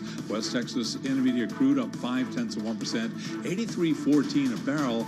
And today we saw a big move to the downside for Bitcoin, plunging 5% today. Bitcoin 63,995 on Bitcoin. As I mentioned, crude oil today up 0.5%, 83.14 a barrel. But what about the outlook for oil? Chaitanya Kandhari is Deputy CIO of the Solutions and Multi-Asset Group at Morgan Stanley Investment Management, and she was a guest today right here on Bloomberg Business Week. I do think oil is underinvested, underappreciated, and undervalued, right? When you look at oil, even despite EVs becoming 12 to 13% of the global fleet from less than 1% a decade ago, oil consumption is at an all-time high. And again, we did see oil move higher by just about 0.5%. Just getting word from J.P. Morgan Chase, it is boosting its quarterly dividend to $1.15. The Bloomberg dividend estimate there was for $8.05. That headline right now on the Bloomberg Professional Service. Again, recapping, stocks higher. S&P today advancing by 0.6%. I'm Charlie Pellet. That is a Bloomberg Business Flash. All right, Charlie, thank you so much. Carol Master along with Tim Stanovic live here on Bloomberg Business Week. Want to get back to our guest, journalist and author Grace Blakely. Her latest book, Vulture Capitalism, Corporate Crimes, Backdoor Bailouts, and the Death of Freedom. She's still with us from the UK. I got to say, Grace, Tim and I are having conversations in the break about your book and your thinking. You said, I'm a socialist. You are a socialist. I'm not. And we're talking a lot about capitalism. And in your book, like early on in the introduction, you talk specifically about capitalism and this balance between markets and planning, and that the planning part of the equation is really important, right? How it's being executed, whose interests it is serving. And I mean, is this where kind of capitalism has gotten into trouble? There are companies out there that are great for their workers, provide pensions still, great health care, great this, great that. Like, where did the disconnect happen in your view, that things kind of was more in the favor maybe of owners or shareholders or senior executive versus a lot of the folks that are actually on the line doing a lot of the work? Well, we know when this big shift happened because we saw it in the inequality statistics, in the wealth that was being accrued at the top of the economy and the size of the financial sector, in things like share buybacks and dividends. All of these things started booming in the 1980s when you had this big deregulation of the economy, or should I say re-regulation of the economy. I think there's this sense that the changes that were brought in the 1980s, so things like privatization, changing to regulation, tax cuts, etc. There's this idea that that was about shrinking the state and boosting the power of the market. And in fact, what you saw was not the state becoming smaller, it was just the state becoming smaller for some people, generally workers, and very, very big for the kind of the corporate class and the financial class as well. And the most obvious manifestation of this was, of course, the massive bailouts after the banking crisis. But you saw this all throughout the pandemic as well. I did some research just looking into the astonishing levels of actually corruption. I don't think there's another word for it that characterized some of the stimulus packages in the US and also in other parts of the world, where you had, government funding going to firms that were owned by Congress people, and then those firms donating tons of money to the re-election campaigns of those Congress people. So, this idea that the changes that we had that led to, rising inequality and, this big shift in power in the economy, that was all legitimate because it was about promoting the free market. To be sure, and to be fair, though, right, during the pandemic, different from many would argue what happened in the great financial crisis where the money went straight to companies versus Main Street, right? We know a lot of people losing homes and so on and so forth weren't getting the assistance that the banks were getting and other companies were getting, if you will. During the pandemic, money did go, though, to Main Street. We still talk about it, that support has stayed with a lot of individuals and households for years coming off the pandemic. So to be fair, individuals also got it as well.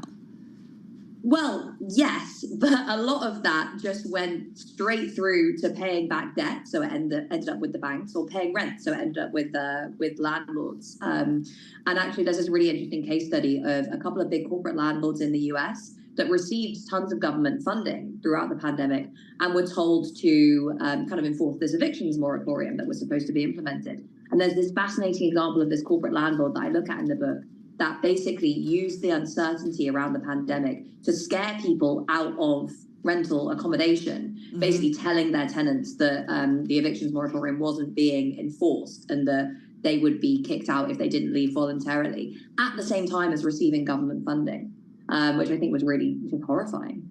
Grace, it's so interesting to hear you speak, and also to see in the book.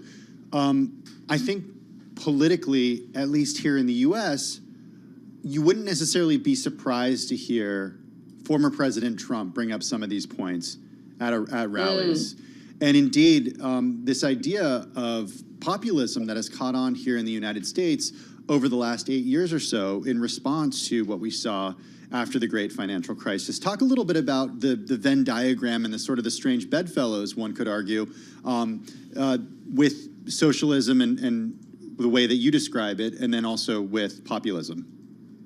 This is kind of why I wrote the book, because people like Donald Trump succeed when the average person feels really, really powerless. And you see this in the UK as well, extremist politicians doing well. And when you ask people why they vote for these people, it's basically them saying, I don't have any control over my life. The system is rigged. So they feel powerless, and they project their sense of political agency onto these strong figures that say, I'm going to burn the whole system down. Most of the time, those strong figures, those anti-establishment figures, come very much from within the establishment. And, people like Trump says, I'm going to drain the swamp, and then goes in and delivers this massive package of tax cuts that massively benefits big corporations and big businesses, and does very little, actually, for the average American.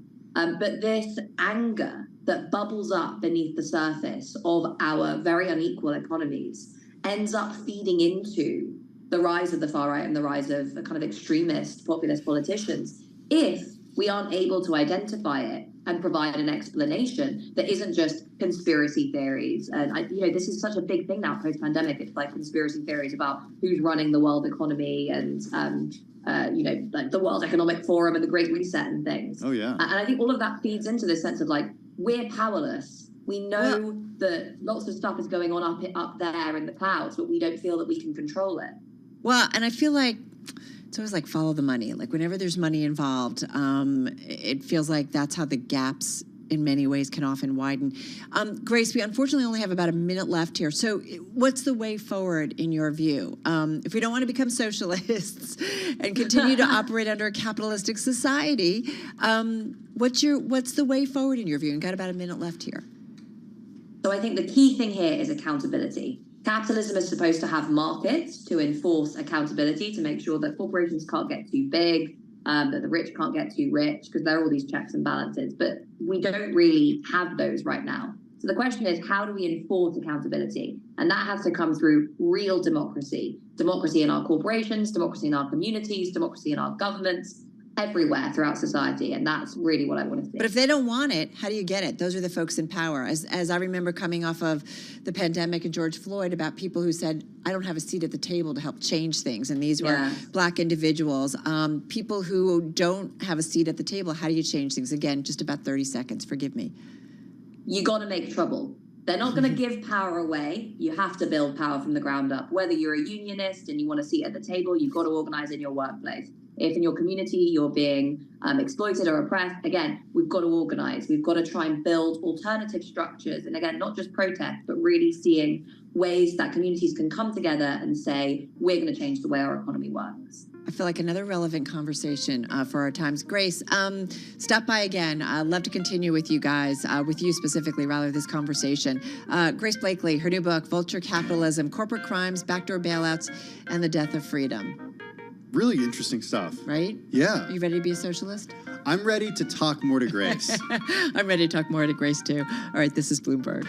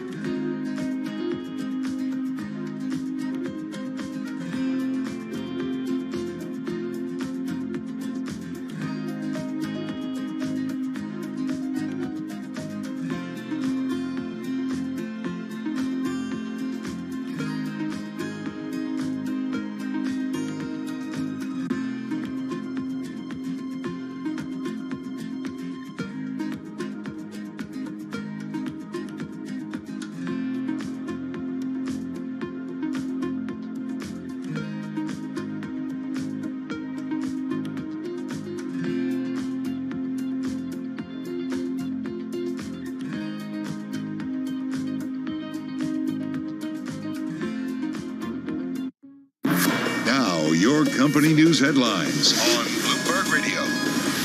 From Bloomberg World Headquarters, I'm Charlie Pellet. JP Morgan Chase boosting its quarterly dividend to $1.15. The Bloomberg dividend estimate was for $1.05. JetBlue Airways eliminating unprofitable routes in California and Florida. It is also dropping service to several cities in South America, a sweeping overhaul of its network as the carrier looks to cut costs after growth attempts were twice blocked by the U.S. government. AstraZeneca has agreed to buy Fusion Pharmaceuticals for as much as $2.4 billion as European drug makers continue their spree of deals of promising biotech companies. Fusion is a clinical stage biotech company. AstraZeneca's the ADR is unchanged on the day. Fusion surged 99%. Some of the other stories we're following for you. The U.S. economy is strong but slowing. That's a view from Bank of America's CEO Brian Moynihan as the Fed begins its March policy meeting. He spoke this morning with Bloomberg. The American economy is the dominant economy in the world right now in terms of activity and interest trends for it. But on the other hand, why aren't you using our line so much? It's a little more costly, therefore a little more careful. And that's the tension we're going through. Everybody's trying to really figure out how this economy will perform. And 4 months ago, people were worried about a recession. 6 months ago, worried about a recession. Now they're not. But now the question is, do they really want to invest heavily in it? And that's where you're seeing that a little bit of tension here. So everything's fine, solid, resilient, all the words you want to do. But it has to sort of work the next twist in the economy to get back to normal. And you can hear more of that conversation on the Surveillance podcast with Jonathan Farrow and Lisa Abramowitz. An update on Wall Street, in fact, a record for the S&P 500 index. And those are some of our top company stories. Is Bloomberg. You're listening to Bloomberg Business Week with Carol Messer and Tim Stenivek on Bloomberg Radio and Television. It is Bloomberg Business Week. Let's get a check on the latest world and national news. We got Amy Morris standing by in the 99.1 newsroom in D.C. Hey, Amy. Hey, Tim. The Supreme Court has lifted a stay on a Texas law giving law enforcement the power to arrest migrants suspected of crossing the U.S.-Mexico border illegally. It is a blow to the Biden administration on an issue that's become critical to the 2024 presidential campaign. 3 justices dissented as the high court rejected the White House request to keep the Texas law on hold while a legal fight continues at a lower court. Texas officials led by Republican Governor Greg Abbott argued that the law is needed to deal with an unprecedented border surge. The UN's human rights chief said today Israel's restrictions on humanitarian aid for Gaza may amount to a starvation tactic that could be a war crime. In the Philippines, Secretary of State Antony Blinken responded. According to the most respect Gaza is at severe levels of acute food insecurity. That's the first time an entire population has been so classified. Secretary Blinken says he plans to discuss with his Middle Eastern counterparts the urgent need for a ceasefire in Gaza. There is a handshake deal in Washington to avert a government shutdown, but it might not be in time to avoid at least a brief shutdown. Brown University political scientist Wendy Schiller says the debate over Washington's fiscal path will continue. Almost 40 years. We've been bemoaning the federal deficit. And for 40 years, it just keeps growing and growing. And of course, our national debt is so much larger than it ever has been before. But the economy seems to be pretty vibrant, pretty healthy. Brown University's Wendy Schiller. 5 states, meanwhile, holding presidential primaries today, including Arizona, Florida, Illinois, Kansas, and Ohio, all holding elections. Global news 24 hours a day and whenever you want it with Bloomberg News Now. I'm Amy Morris, and this is Bloomberg. Carol and Tim. All right, Amy, thank you so much. Carol Massar, Tim Stenivek, getting ready to wrap up the Tuesday edition of Bloomberg Business Week. On to the Fed meeting in just a moment, at least for us in terms of our focal points. Yeah. Story in JetBlue. Yeah, this is an interesting one. JetBlue is eliminating unprofitable routes in California and Florida. It's also dropping service to several cities. In South America, it's a sweeping overhaul of its network as the carrier looks to cut costs after growth attempts were twice blocked by the U.S. government. Yeah, stock finishing down about 3.3% in today's session. Not necessarily What's seeing happening after hours. No, the news came out during I think the news initially hit before. Yeah, it was about 3:45. Okay. So it hit during the yeah, so the stock was kind of, I think, down most of the session here. So, yeah, finishing down on the day. But as you said, eliminating unprofitable routes, carrier planning to cut nearly a third of its flights out of L.A., International Airport in June, including routes to Vegas, Miami, and San Francisco, putting out a memo to its employees today. Flights between Fort Lauderdale, Florida, and cities including Atlanta, New Orleans, and Salt Lake City will also be eliminated. That's a lot. Dave Jane, the vice president of network planning and airline partnerships, said, quote, with less aircraft time available and the need to improve our financial performance more than ever, every route has to earn its right to stay in the network. It's more important than ever that we are surgical about every route in our network. It's had a rough couple of years, turning its focus inward after 3 years of failed legal battles to save an operating partnership with American in the U.S. Northeast and then to preserve an acquisition of Spirit Airlines. The relatively new CEO, Joanna Garrity, has said her top priority is a return to consistent profits, which the carrier has not had since 2019. So we're talking about 6 years here. Carl Icahn in February revealed a roughly 10% stake and began pushing to boost shareholder value. These changes are the most significant yet since he took that stake last month. Shares are up, though, on the year. They're up about 20% so far in 2024. That's obviously as Icahn and others may be pushing for changes. But I will point out the stock was down about 14% last year in 2023. 2022 down about almost 55%. So it's been under pressure for a few years here. All right, you ready for the Fed meeting? Oh, I'm so ready. Ready for the new dot plot? 3 rate cuts? Bring it on. Bring on the summary of economic projections. It's our Super Bowl. Don't go anywhere, though. We've got the Asia Open coming your way. And then, of course, right after us, Balance of Power, which, folks, starts right now.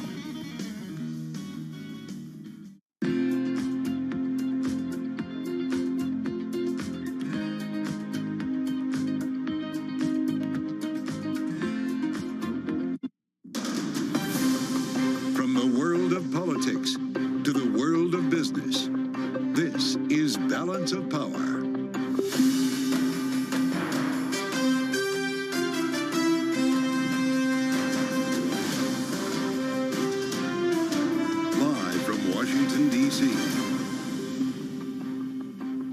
From Bloomberg's Washington, D.C. studios to our TV and radio audiences worldwide, welcome to Balance of Power. Alongside Joe Matthew, I'm Kaylee Limes. We have a deal. Congressional leaders and the White House come together on an agreement on government funding through the end of September. But we could still see a shutdown this weekend. We'll talk with Democratic Congressman Brad Sherman of California. Two of President Biden's former top generals criticized the U.S. withdrawal from Afghanistan. We'll talk about that and the drive to fund Ukraine with Michael Allen from Beacon Global Strategies. And it's primary day in 5 states with a number of down-ballot races that'll help decide who controls the House and Senate in November. We'll dig through them ahead with our political panel. Kaylee, happy primary day. That's not the lead story, though, of course, with some breaking news here in Washington. We have a deal on funding, but as soon as I say that, I will also tell our viewers and listeners that we could still shut down this weekend. What a world. A deal only goes so far when you actually need the bill. You need the legislative text, and if you're a member of the House, you need 72 hours to read it. Yeah. That's the rules, which is why that we may run into midnight Friday and potentially even beyond, just because of the procedural workings of the United States Congress. This is how it works, and this is why funding may still run out. Perhaps, though, there is hope, at least the Senate Majority Leader, Chuck Schumer, trying to hold on to some on the Senate floor earlier. It's a very good sign that we begin the week by announcing this agreement. But I want to be clear, there's a lot of work to do in the coming days. If both parties proceed in the same manner we did 2 weeks ago, quickly, constructively, and without unnecessary partisan dithering, then I'm hopeful we can finish the appropriations process without causing a lapse in government services. Let's get into it now with Bloomberg's Mike Dorning, also at the table today. Wendy Benjaminson to cover our top stories. Mike, we'll start with you here. We have a problem with the clock. Timing is stubborn in this case. What Chuck Schumer just outlined would take a Christmas miracle here, right? If you look at the 72 hours that Kaylee mentioned, the 30 hours of debate required in the Senate, and not everyone's going to just let this go easily, right? Well, if people want to drag it out, they have the option to, and there are very determined opponents to this. Congress makes the rules, so if they want to do it in less than 72 hours in the House, they can do it in less than 72 hours. If they want to do it in less than 30 hours, they can do it in less than 30 hours in the Senate. That said, particularly on the House side, there's some folks who are pretty determined. So it could drag out a little bit, but I wouldn't worry too much about that. It's possible that there might be a brief shutdown over the weekend, but that's not going to matter to very many people. The important thing here is they've got an agreement. There's enough support to pass it, so we know this will happen. If the government's shut down Saturday, Sunday, it's not going to affect that many people. Certainly not the economy. So is it more likely they allow that very temporary lapse in funding to happen this weekend than to do another few days long continuing resolution, which would be what, the 5th, the 6th of this fiscal year? I don't know for a fact, but I would imagine it's more likely they try to do a continuing resolution if they can. But either way, it's not going to have too much effect on, your portfolios or your life. Once this is wrapped up, presuming that this is complete, we've got a funding mechanism through September 30. Arguably, this is a Congress that could do something else. And I think if the White House made its choice, it would be dealing with funding for Ukraine, for Israel, for Taiwan. To that end, we heard from the Defense Secretary today, Lloyd Austin, speaking to military leaders earlier in Germany about the need for help in Ukraine. Here he is. I leave here today fully determined to keep U.S. security assistance and ammunition flowing. And that's a matter of survival and sovereignty for Ukraine. And it's a matter of honor and security for America. And make no mistake, Putin is watching, the world is watching, and history is watching. Mike Mike Dorning, there's a new push for a different approach here, thanks in part to an endorsement from Lindsey Graham. Donald Trump had floated this idea at one point, a no-interest waivable loan. Take the domestic money that goes to defense, put it into the factories here in the U.S., and send the rest to Ukraine in that fashion. Mitch McConnell doesn't like it, but does it stand a chance? It's a possibility. I would think that purely for procedural reasons, there's going to be a real push not to do it. That is, you have to pass it in the House and then send it back to the Senate. There's a whole nother can of worms you're opening if you do that. That said, what you're seeing here is signs that people in Washington are trying to find a way to bridge their differences and come to an agreement on this, that the momentum is moving towards some face-saving way for people to agree. That will play out in April. We'll see how that works in April, but it can move off the back burner onto the front burner when everyone comes back from their 2-week Easter vacation. Oh, yes, because that's awaiting Congress when they wrap up. The vacation comes first if you're in Congress. There is always incentive to get things done when you're up against a recess. Mike Dorning, thank you so much. Elsewhere, both top presidential contenders were out on the campaign trail today. President Biden making the rounds in Nevada, Las Vegas, and Reno, and former President Donald Trump casting his vote in the Florida primary. For more, let's bring in Bloomberg's Wendy Benjaminson. So, Wendy, it's worth noting that these primaries are happening when both of these men have already locked in the nomination from a delegate standpoint, so perhaps it's the down-ballot races that are more interesting. In places like Ohio, where there's a Trump-backed candidate up against a more establishment candidate, how telling could those down-ballot races be? They will be extremely telling, because what we have seen in midterms when Donald Trump was the president, and even since then, Trump-like candidates they may win primaries, they don't win general elections.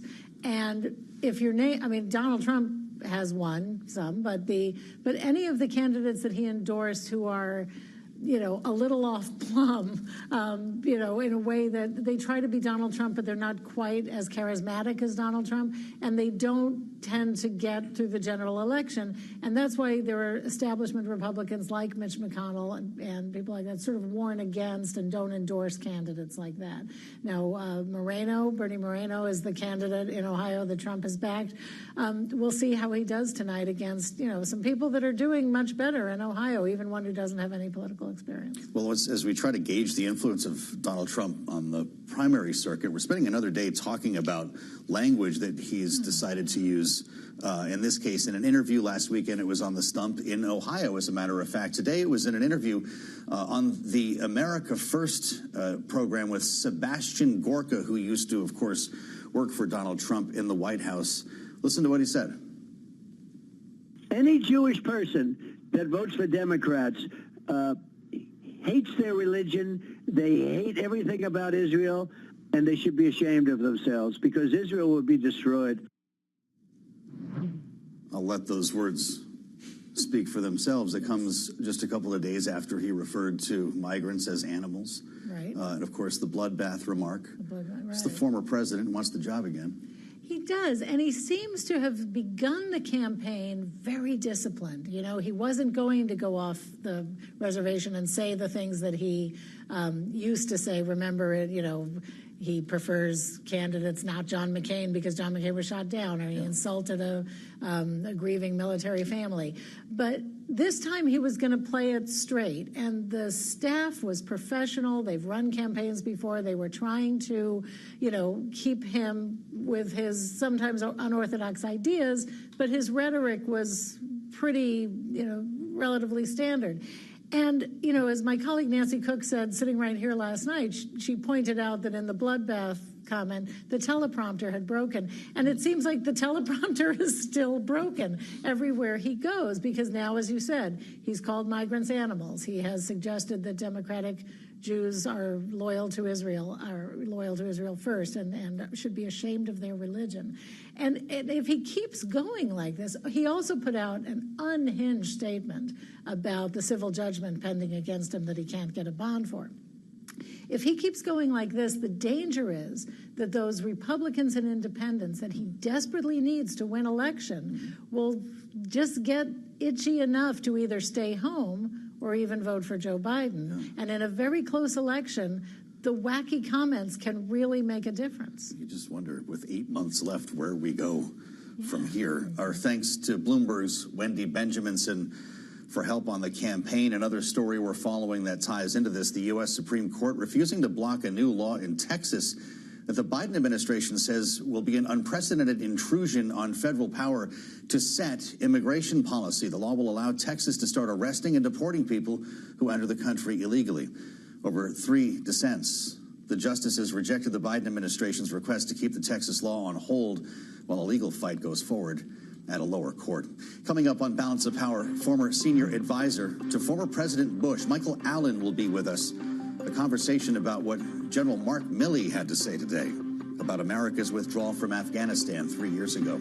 It's next on Balance of Power on Bloomberg TV and radio.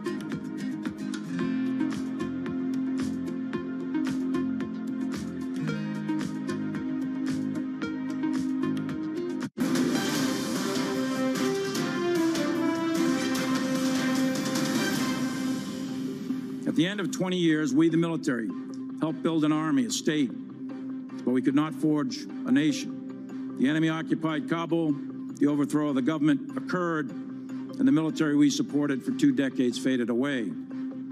That is a strategic failure. Former chairman of the Joint Chiefs of Staff, General Mark Milley, talking earlier today about the withdrawal from Afghanistan in 2021. The beginning of our conversation now with Michael Allen, Managing Director and Partner at Beacon Global Strategies, former Special Assistant to former President George W. Bush. Michael, it's great to see you. Welcome back. Thank you. The war in Afghanistan started right around the time that you joined the Bush administration. Yes. That was a long time ago now, and Joe Biden is taking credit for bringing that war to an end. When you hear criticism like that from the former chairman of the Joint Chiefs, do you frame this as an intelligence failure, a failure in planning? What should have been done differently? I don't think it's an intelligence failure. I think most of it was a failure in planning and a failure to set expectations about what the U.S. endgame would be over time. I thought we still had a reasonable chance at the beginning of the Biden administration for us to pull out the vast majority of our troops, but leave a stay-behind force of maybe 3,000 troops in Bagram only for a counterterrorism mission. I think that would have had a salutary benefit to the Afghanistan army in that they would have at least had some reassurance that the United States was still there. And I think they maybe over time could have begun to put down roots and become a more effective fighting force. But when we all left in the middle of the night the way we did, they panicked, they ran, and the Taliban took over Kabul.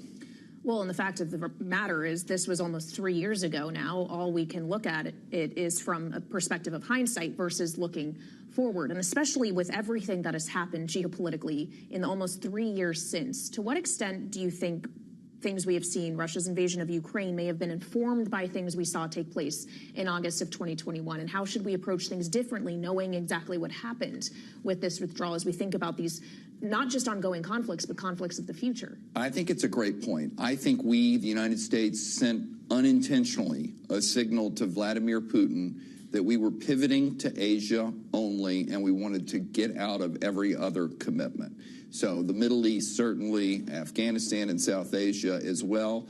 But I think Vladimir Putin probably made a decision that, you know what, the United States won't care so much, or at least President Biden won't send troops to Eastern Europe to try and thwart my ambitions with Ukraine. I think that turned out to be a costly failure. I think we have a lot that we'll have to do in retrospect to figure out why Vladimir Putin was not deterred. But I can tell you right now what it means for the United States, and that is if the Congress doesn't pass the $60 billion national security supplemental to help out the Ukrainian fighting force, Taiwan is going to be the one, China is going to be the one to draw another negative inference, and then Taiwan will suffer.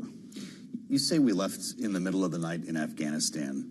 Recalling Donald Trump made the original agreement to decamp and to leave the country. Joe Biden extended our time commitment there. What would have happened if we had left under Donald Trump's original plan? I think you would have seen a similar disaster. Yeah. I think that it was a foolhardy way forward for either president to think that we could get out abruptly and completely, because I don't think they were totally witting of or considering what our considerable counterterrorism mission should have been. Now, we have not seen as much intelligence since then on al-Qaeda coming back and being able to hit as a global force. We've seen some of ISIS, but they're mostly locked in local battles in Afghanistan. But it's still something for us to watch. And over time, I think we're going to have to stare at Afghanistan through our satellites and through our drones, because remember, this is where al-Qaeda and Osama bin Laden got together in the late 1990s and early 2000s. Michael, I want to return to the subject of Ukraine funding, which you mentioned still held up in Congress. Senator Lindsey Graham went to Ukraine, met with President Zelensky, and essentially said that what he told him was that the most likely scenario Ukraine is going to get funding in from this Congress is with a no-interest waivable loan, that is the most likely path forward. Still, billions of dollars would be spent here at home in the defense industrial base, but the money Ukraine receives would be in that form. Would that work? I think it's a great idea, and it's frankly politically the easiest path from point A to B, which is to get the Ukrainians, and not a minute sooner, something to them that they can at least fight back and stave off progress that the Russian military may be in a better position to make. So I think it's a good idea. I know Senator McConnell is not thrilled with the precedent of setting a loan to an ally. But listen, this is what we did in World War II. It was called the Lend-Lease program. President Roosevelt felt politically that he couldn't just give destroyers and things away. He had to bring the isolationists along. And the way he did it at the time was to say, hey, it's not a gift, it's a loan. If Trump needs to do that too to get the House Republicans to move on this, then by all means, I'm for it. And Trump even says in a little bit in his speeches, well, they don't have to pay us back until they're able to pay us back. And that, I think, is the smart thing to do. It'll be years down the road. Do you think it's a great idea because the legislation has been bogged down in this debate? Would you have preferred that? This is kind of the next best thing because, You refer to Donald Trump. A lot of people say, look, the next president, whomever that might be, could call in those loans. Exactly. I would have preferred that we pass the Senate bill as is, and if I were the Speaker, I wish we could put it on the floor tonight. But if he feels like he cannot do that, or if you don't get a sufficient number of signatures through this House procedural motion called the discharge petition, which is very arcane and the rest. But if you can't get the real thing, the next best thing is the loan that they're discussing. You're exactly right. Most of the money would go for U.S. jobs, and some of the economic assistance could possibly be in the form of a loan. I think we've just got to move out so quickly because we're in dire straits, and the message that will send to the world that the United States has sort of turned its back on Ukraine is incredibly dangerous. And of course, it's not just funding for Ukraine that is at question. It's all wrapped together in a package that includes funding also for Taiwan, which you've mentioned, and for Israel. And especially as we've had the Biden administration messaging, including in a phone call the president had with Bibi Netanyahu yesterday, the idea that they would like them to refrain from entering Rafah until there is a plan to protect civilian life, till they feel they can do that credibly. Is withholding aid so that you can influence Israeli policy and action in Gaza something that might be appropriate? What other leverage would the United States have to influence the Israeli government? Well, I think you're on to something. I think many on the Democratic left and some of the progressives are outright suggesting that we should condition our military assistance to Rafah and to a greater path for humanitarian assistance inside of Gaza. I'm a little bit confused, though, of where President Biden is. He started so strongly of, yes, you were attacked unjustly, of course, by Hamas. He likened it to Pearl Harbor. He likened it to 9/11 in the United States. But then now we're sort of trying to tell Netanyahu how to conduct his own war. Well, more than 30,000 Palestinians have died in the end. I think it's appropriate for us to urge upon the Israelis that they should do more to help from a humanitarian basis.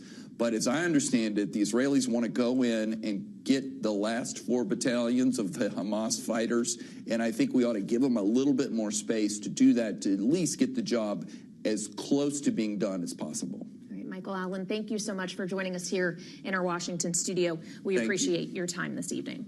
Now, coming up, we'll turn to the economic outlooks, especially from Bank of America's Brian Moynihan. We'll have conversation with that CEO next on Balance of Power on Bloomberg TV and radio.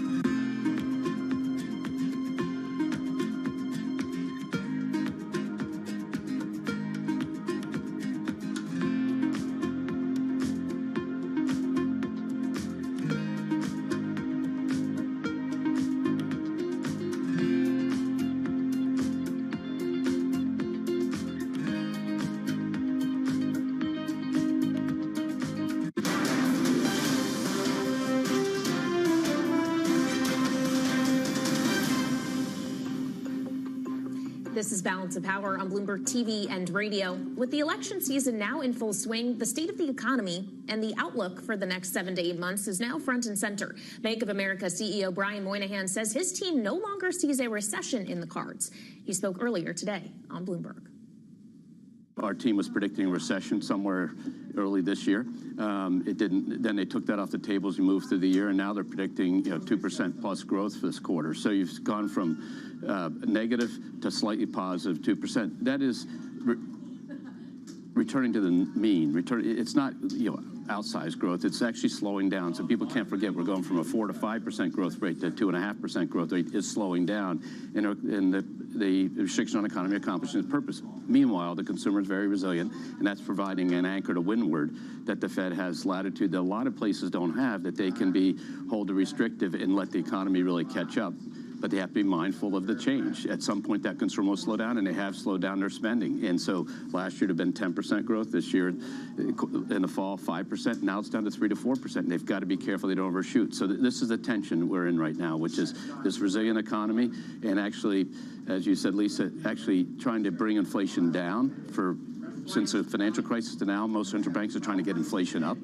And so it's a completely different execution, and that's what we got to get right. You're dominant in small business lending. Yeah. I'm just wondering just how much confidence there is out there still in corporate America at the lower level, in the small companies across this country. The American economy is the dominant economy in the world right now in terms of activity and interest and investment, and lots of good trends for it. But on the other hand, why aren't they using our line so much? It's a little more costly, therefore you're a little more careful. And that's the tension we're going through. Everybody's trying to really figure out how this economy will perform. And 4 months ago, people were worried about a recession. 6 months ago, worried about a recession. Now they're not. But now the question is, do they really want to invest heavily in it? And that's where you're seeing a little bit of tension here.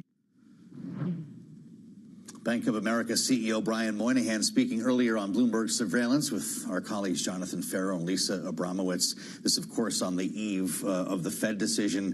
Kaylee, and when you kind of put all of this together and consider the prospect of a soft landing with someone like Brian Moynihan saying we're turning away from the idea of a recession, this is music to the ears of the Biden administration. Sure, if you start to see it actually showing up in approval and poll figures, because no matter what is happening with the economic data, we have not seen much movement in support of the president's economic policy or for him overall. And of course, the president is talking about the economy and housing in particular as he hits western swing states this week, Joe. Yep, you said it. We're going to talk about that and other issues with Congressman Brad Sherman ahead. The Democrat from California is next on Balance of Power on Bloomberg TV and radio.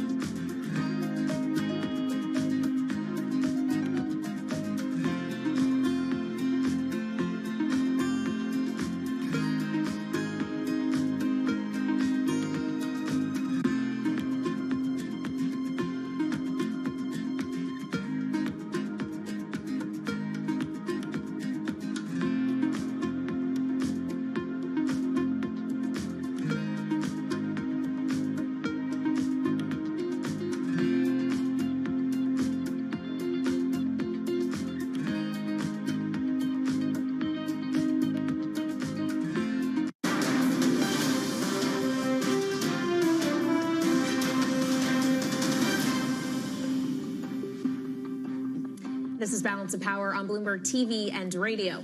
A handshake deal was reached last night between congressional leaders and the White House to fund the government through September 30th. As the deadline to avert a shutdown looms, that deadline is midnight Friday, and a deal only goes so far when you got to do the legislative work before the clock runs out. Democratic Congressman Brad Sherman of California is joining us now for more. Congressman, thank you so much for coming back to Bloomberg TV and radio.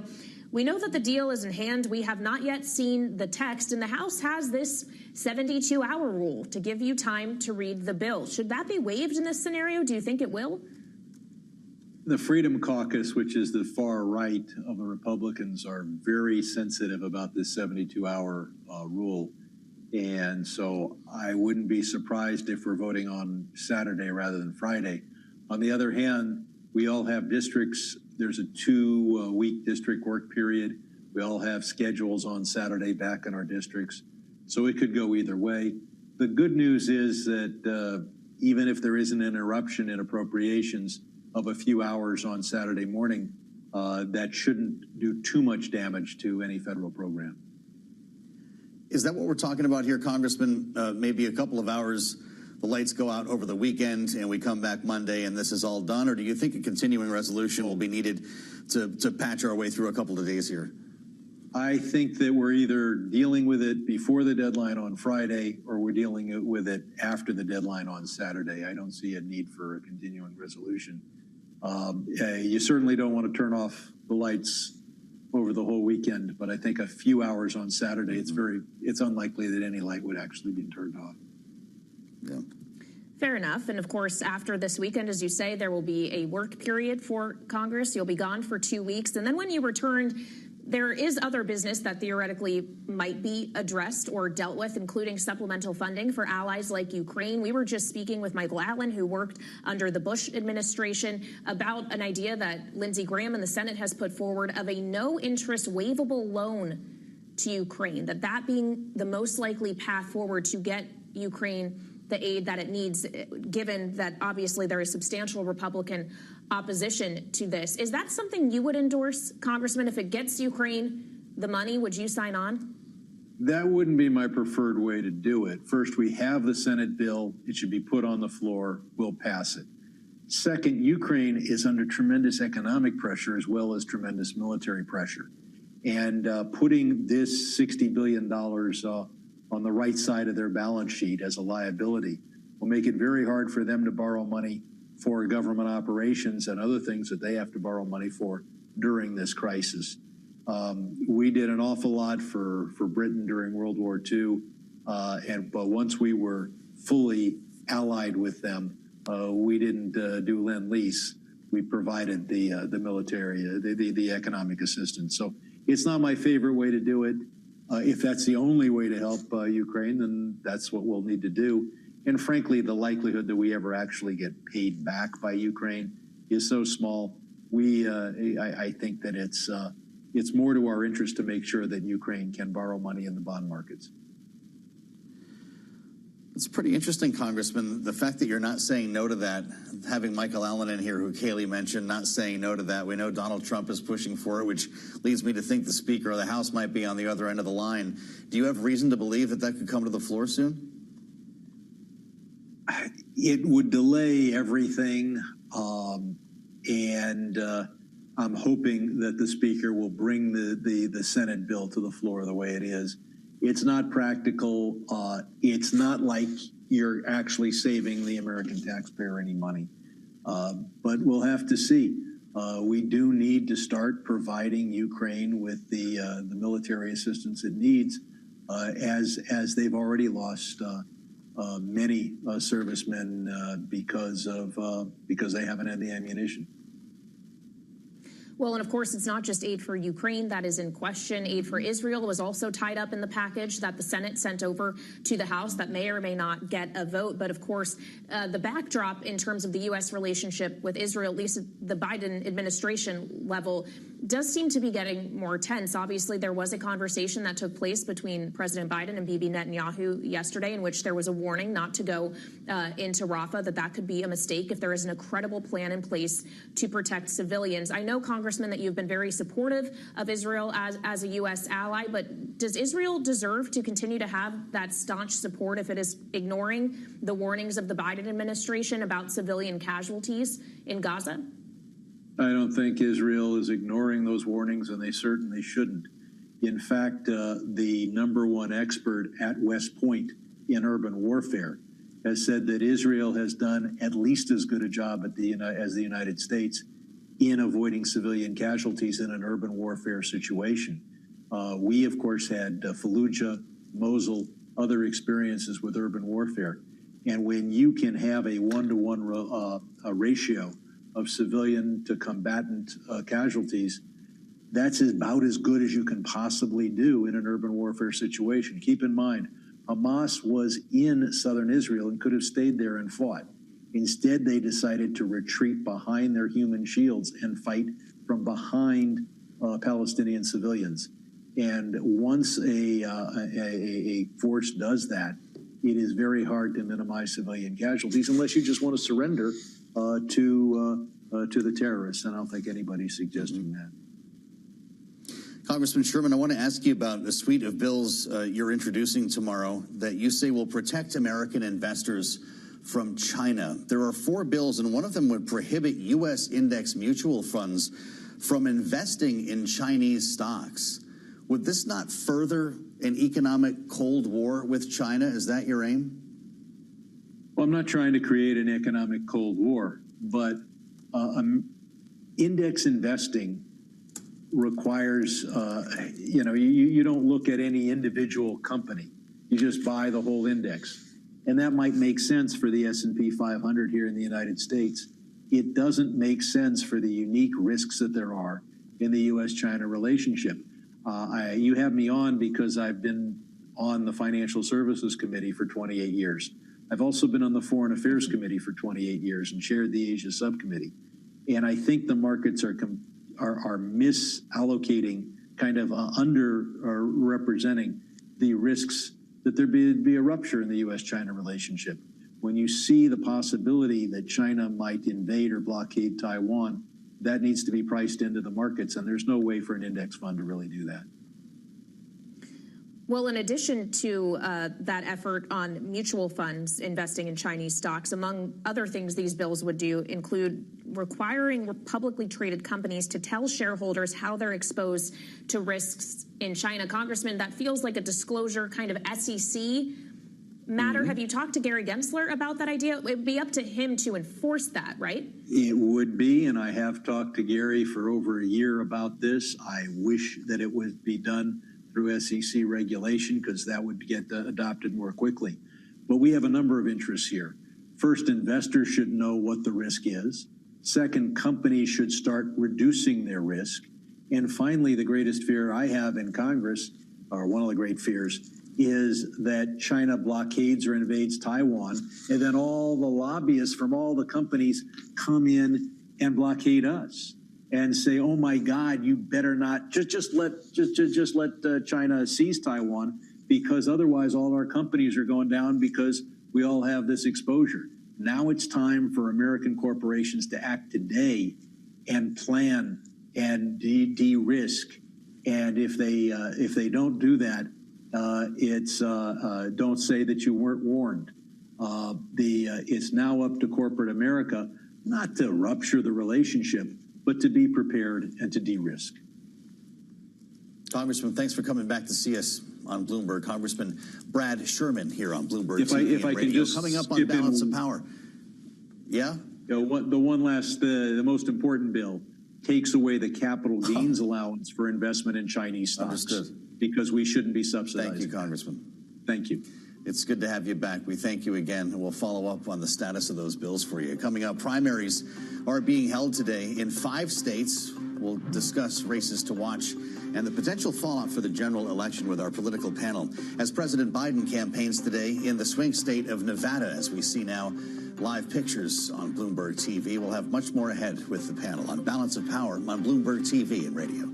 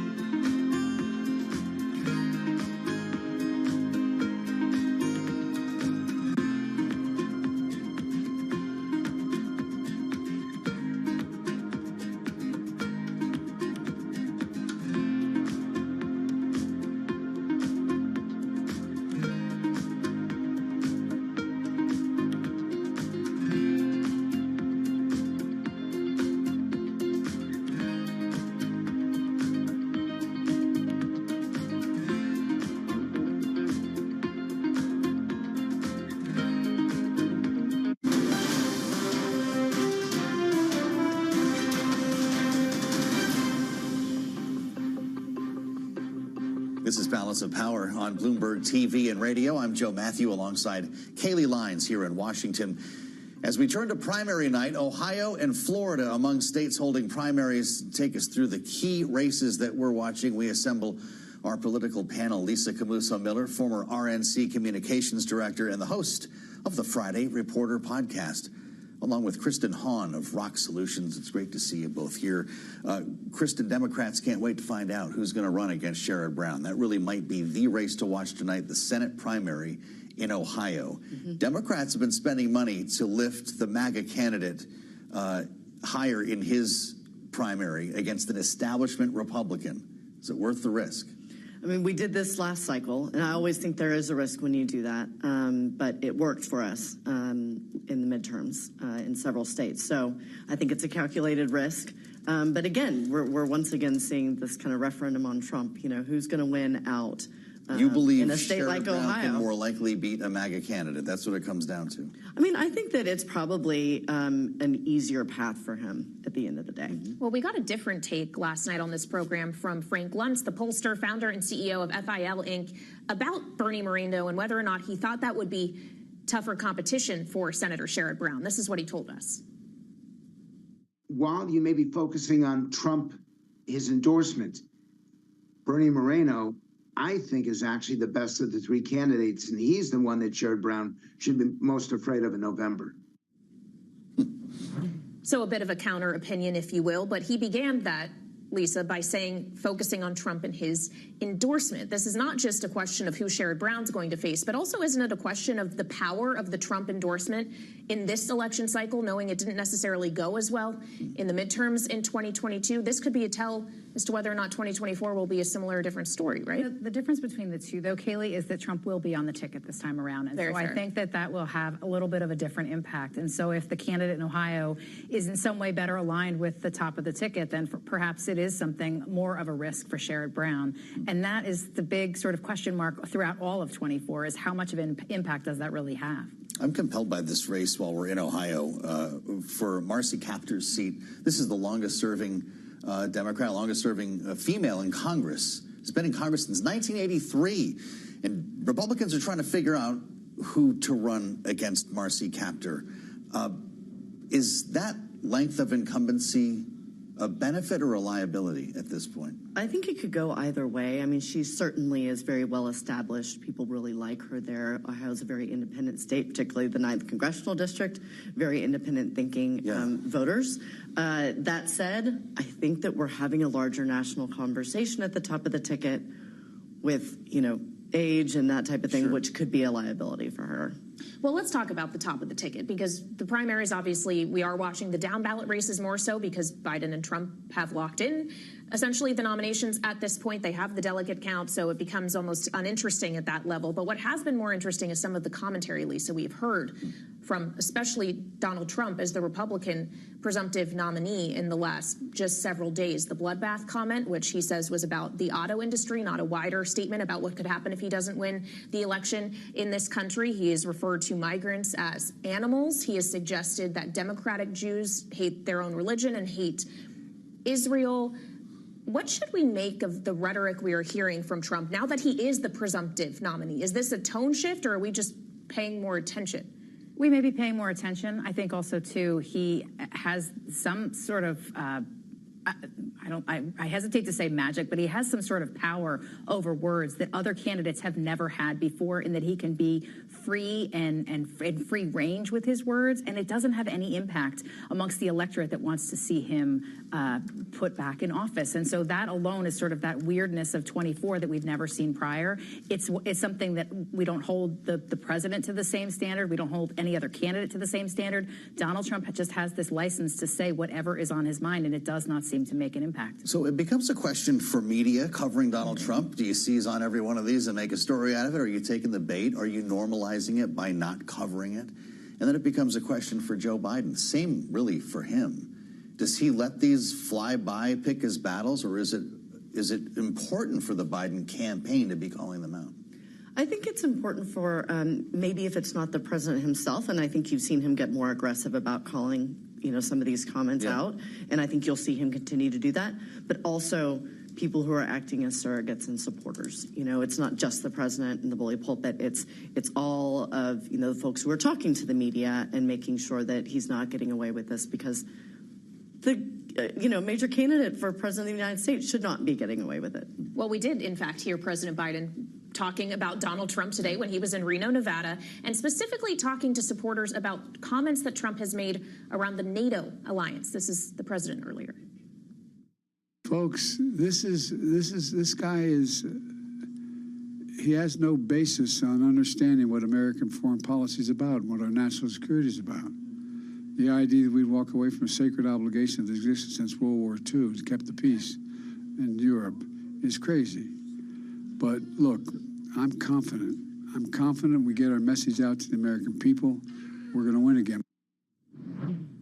And it's worth noting, Trump did say in an interview with a British broadcaster today that he would 100% keep the U.S. and NATO if he was elected to a second term, if Europe is paying its fair share. But it raises the question, Lisa, as to whether or not these kind of more geopolitical arguments, the foreign policy, will resonate with voters in swing states that the president is now traveling to, the ones that will decide the election, or if it's going to be things like the economy and immigration. How should the messaging be centered? I absolutely think that it is 100% going to be focused in the ballot box as to how this candidate, one or the other, the R or the D, will affect your bottom line at home. And economy, inflation, those are the top two, and they will continue to be that throughout the rest of the year. No question about it. So as much as those are important issues, the issues of foreign policy and all of those other matters are absolutely on the ballot. The decisions that are made when the ballot's cast is definitely going to be, how is this election better going to serve me? And that's the way it's going to go.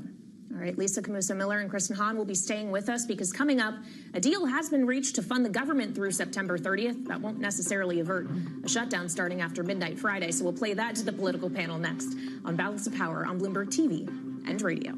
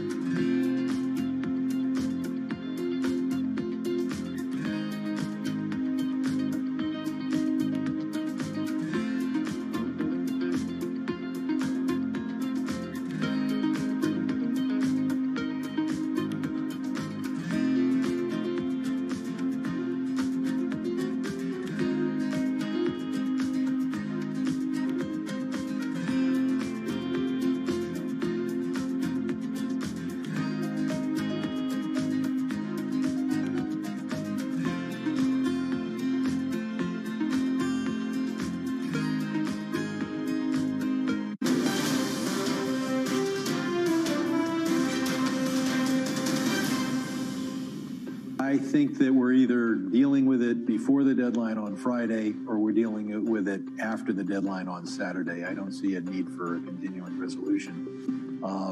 You certainly don't want to turn off the lights over the whole weekend, but I think a few hours on Saturday, it's unlikely that any light would actually be turned off. California Congressman Brad Sherman speaking with us just moments ago here on Balance of Power on Bloomberg TV and radio. This, of course, as lawmakers have reached a deal to fund government agencies, but there's still a chance of a short shutdown over the weekend, as we just heard Congressman Sherman say. Back with us now, Lisa Camusa-Miller and Kristen Hahn, our political panel. So we have the deal. We don't have the text. And for that reason, with the procedures of both of these chambers, Lisa, we still could see at least a short shutdown this weekend. Even if it is over the weekend and lights don't really turn off, no one is really affected, is it still an optics problem when this is halfway through the fiscal year and you still aren't able to fund the government after a multitude of kicking the can down the road, continuing resolution? Absolutely. We're the richest nation on the globe, and we can't figure out how to fund our government. This is embarrassing. I mean, and I think so more than anything else, that we've got time to write the bill, and then we've got the 72-hour consideration because members have to read the bill as part of the agreement from the speaker. The timeline is really short, and you guys have been around this town long enough to know that we don't do anything quickly. So to me, it just seems like an embarrassing set of circumstances. But if it's a tree that falls in the woods, it doesn't matter, right? We come back to work Monday, the thing's working. What does it matter anyway? The Freedom Caucus told you not to fear the shutdown, Kristen Hahn. The question is, can anything happen after that? We'll be funded through September 30th. Mm-hmm. Everybody goes into campaign mode. This Ukraine conversation is going to get more difficult, isn't it? It's going to get more difficult, and there's not much that's going to get done. But this is a conversation, might be the only conversation that we have. I think there are a lot of implications. I know we were talking about, the political implications of I don't think Ukraine so much, but if you're looking at Israel and the younger voters and how they feel about what's going on over there. So they still have things to do. I don't have any confidence that they will actually do it. Well, one of those things they could do, at least on the Senate side, is decide to pass the TikTok divestiture ban bill that passed the House with a wide bipartisan margin. There is going to be a briefing tomorrow with senators and officials from the Commerce and Intelligence committees to, I guess, try to figure out if this thing will pass the Senate. But Lisa, do you think it will? I've said it before and I'll say it again. It is a wildly popular app that people say that they will keep their phones until they literally expire just in order to keep the app for whatever reason. I mean, to me, it seems like a wildly unpopular thing to do, especially, I understand that it's a China issue. I understand that it's a privacy issue. It actually is really more important that we get the government funded, that we get support out to the countries that need our support, and we get back to work in Washington. But to your question, Kaylee, they probably will pass it. Yeah, you think? Could happen. Well, I'll tell you what, though, the same lobbyists who were being paid last year to snuff this thing out are still being paid now. That's not going anywhere in the Senate, right? We're hearing about First Amendment or right, and you're looking at a commerce issue, and you look, okay, well, when this bill went over to the Senate, Leader Schumer sent it to the committee, sent it to the Commerce Committee, right, and said, you guys deal with it. That's an indicator, if you're kind of trying to read the tea leaves here, of how they're trying to move this bill around and not quickly. Sure. Trump doesn't want that to pass, does he? I don't know the answer to that. The whisper campaign is fascinating. I think, well, certainly, yeah. As he said, he doesn't want to make Facebook stronger. That's right. But also, too, it's campaign year, and we need to have all the tactics available we need. That's right. Might not necessarily come out too strongly against it. Of course, the Trump campaign and the Biden campaigns, both on TikTok, right? Mm-hmm. Kristen Hahn, great to have you back. Lisa Camusa-Miller, great conversation, a great panel. We thank you for being with us on Balance of Power. Check out the Washington Edition newsletter for all of these stories on the terminal and online. Thanks for joining us this evening, and we'll see you right back here tomorrow. This is Bloomberg.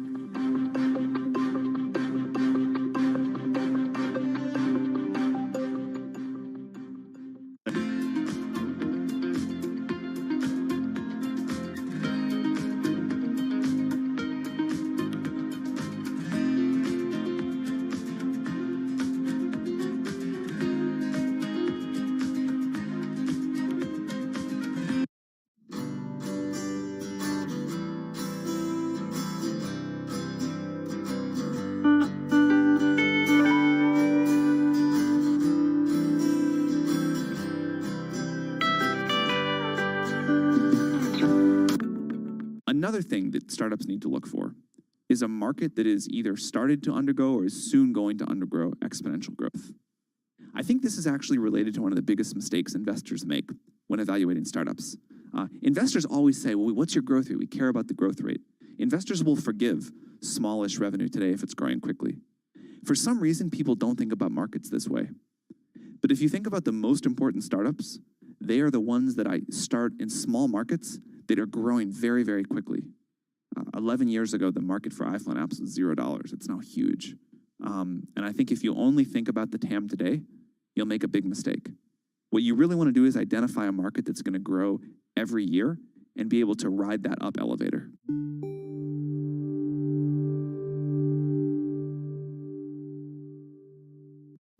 Welcome to the digital age. Are you struggling to stand out here? Don't worry. Meet Blue TV, who is your digital superhero. Blue TV is a multi-purpose online media network that also provides digital marketing services. We are based in Islamabad, Pakistan. We are expert in creative marketing, social media and digital marketing, search engine optimization, web design, page rank, and SERPs, video editing, recording and production. So, what are you waiting for? Pick up the phone and call or WhatsApp Blue TV on given number, or visit our Facebook page at facebook.com/blue.online.tv. With Blue TV, your business growth will be skyrocketed. I want a bank that shows me what I spend instantly. We're Monzo. Give us a go. See? I want a bank that can help me budget for the things I need, like a new leather jacket for Bingo. We can do that. Bingo's my cockapoo. Hi, Bingo. It's a real faff to sign up. It takes less than 10 minutes. Race you. You're on. Time's up. How'd you get on? It's a draw. Is it? We hear you, Bingo. You make Monzo Monzo.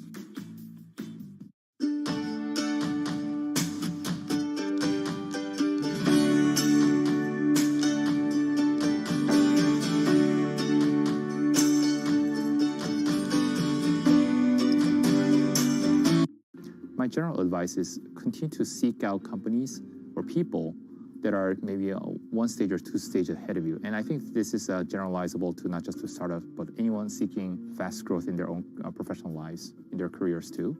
What does greatness look like?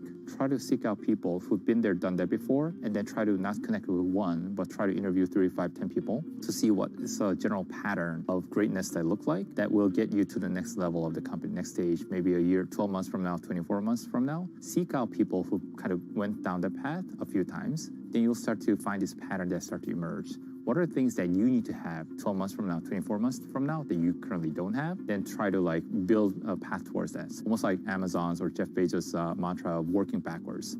Think about what your end game or next stage look like, and then figure out your steps to getting there, and who do you need to work with, upgrading or coaching your existing team or recruiting from somewhere else to really level your leadership. Because ultimately, the job of a CEO is to do 3 things, right? One is get the strategy right for your company, making sure it's executed, get the right teams onboarded, getting the resources, whether it be fundraising or allocating your resources. So strategy, people, or team, figuring out how you need to navigate those things to get to the next level.